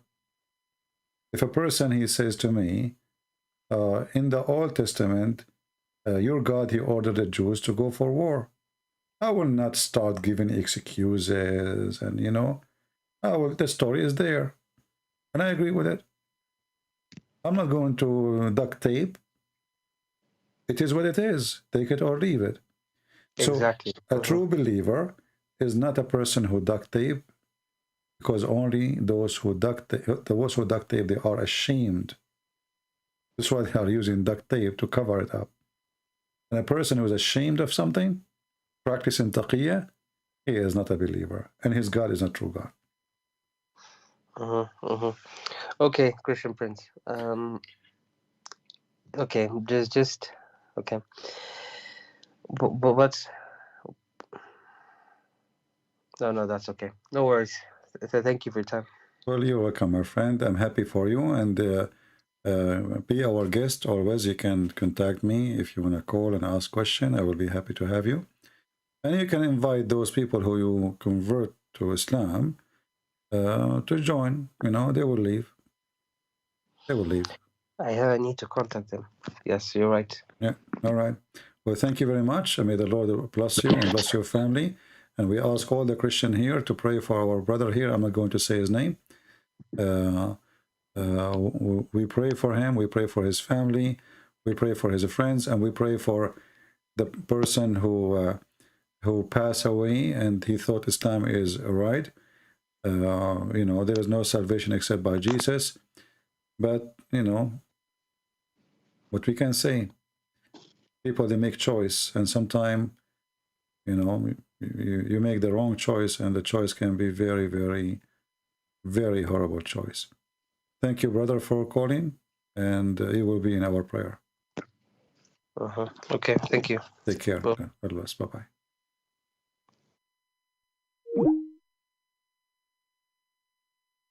All right. Actually, I lost my voice. And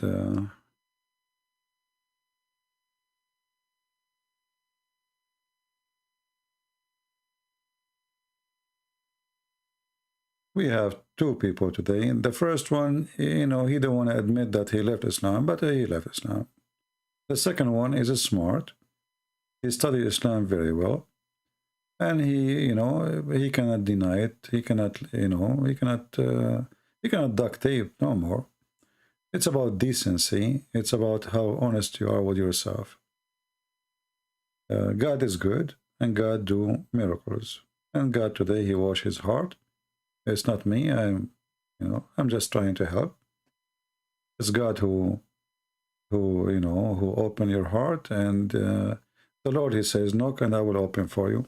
You did knock, he opened for you. I'm just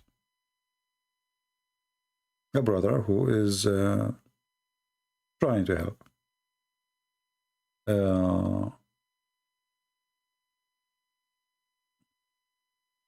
The first one, Moonlight, and who is he? Who cares? Anyway, I mean, he is fine, the first one, but he, you know, some people, they try to, you know, they don't want to, I don't know, maybe he didn't want to be in trouble because he is going to leave Islam, but obviously he left Islam already. He laughed at the Quran, he laughed at Muhammad, he laughed at his stories, and yet he didn't want to say, I left Islam, you left Islam. Is he still here? All right.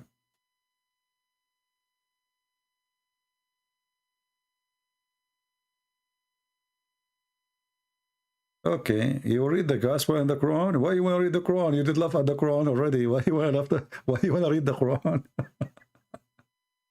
And yeah, you know, the problem is if you read the Quran, you will die laughing, my friend. The Quran is a book of, you know, it's good to read the Bible and read the Quran, because the Bible will make you close to God. The Quran will be like a comedy time. You know,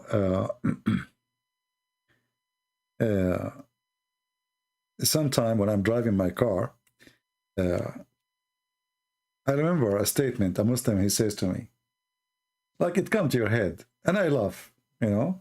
So if you are with me, you will be wondering why this guy, you think this guy is crazy. Why he laugh now? Nobody's talking, you know.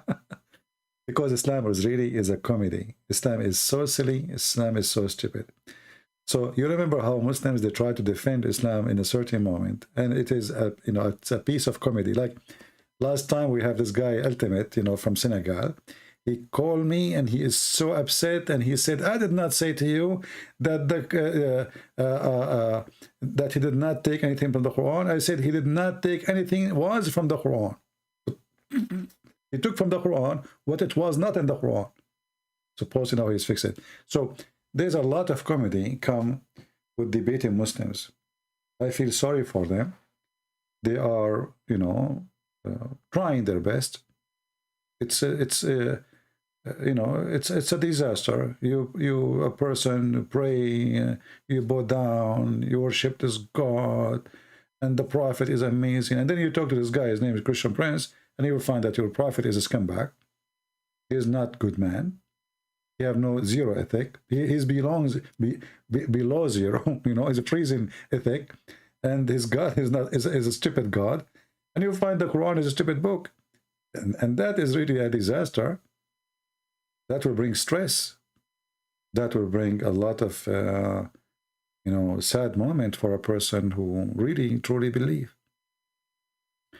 But the truth is the truth, and the truth will set you free, the Lord said. And today, our brother here, the truth set him free. So I want to say, guys, thank you very much for being here. We will change the title. The title is not anymore about community trial. And if you are wondering why this title is saying that, because somebody asked me to create a community and make a membership so people can join and they will give me money. And my answer, no. My work is going to be always for free. I will never charge a penny. And the Lord is my provider. So I want to say thank you all for being here. May the Lord bless you all. We pray to our brother. We pray for the Muslims. We don't want to hate them, because the second you hate, it's the same second you fell in the trap of the devil. And Muhammad is the devil. He wants us to hate the Muslims, and he wants the Muslims to hate us. And then we end in bloodshed.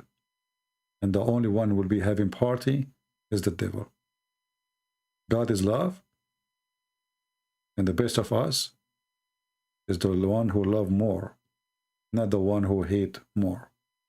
In Islam, the best of them is the one who hate more, not the one who love more. Because either you take the side of the God of love, or you take the side of the God of hate, and that is the devil. It's your choice. Thank you. God bless you. And see you soon again. Don't forget to download the videos and share them with your friends. Until we see you soon again. Christ is Lord. Islam is a scam. And we prove it every day. Take care.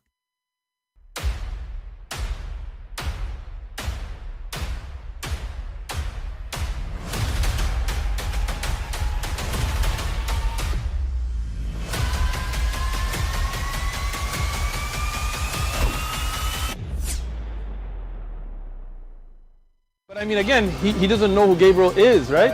Because he didn't come from an Abrahamic faith. The people of Mecca were pagan. Quran is mentioned, if this book was from other than God, they would have found in it many contradictions. If a book is without contradictions, that has no bearing on whether it comes from God or not. I've had phone books that are inerrant, but I certainly don't think God gave them. That we believe without understanding.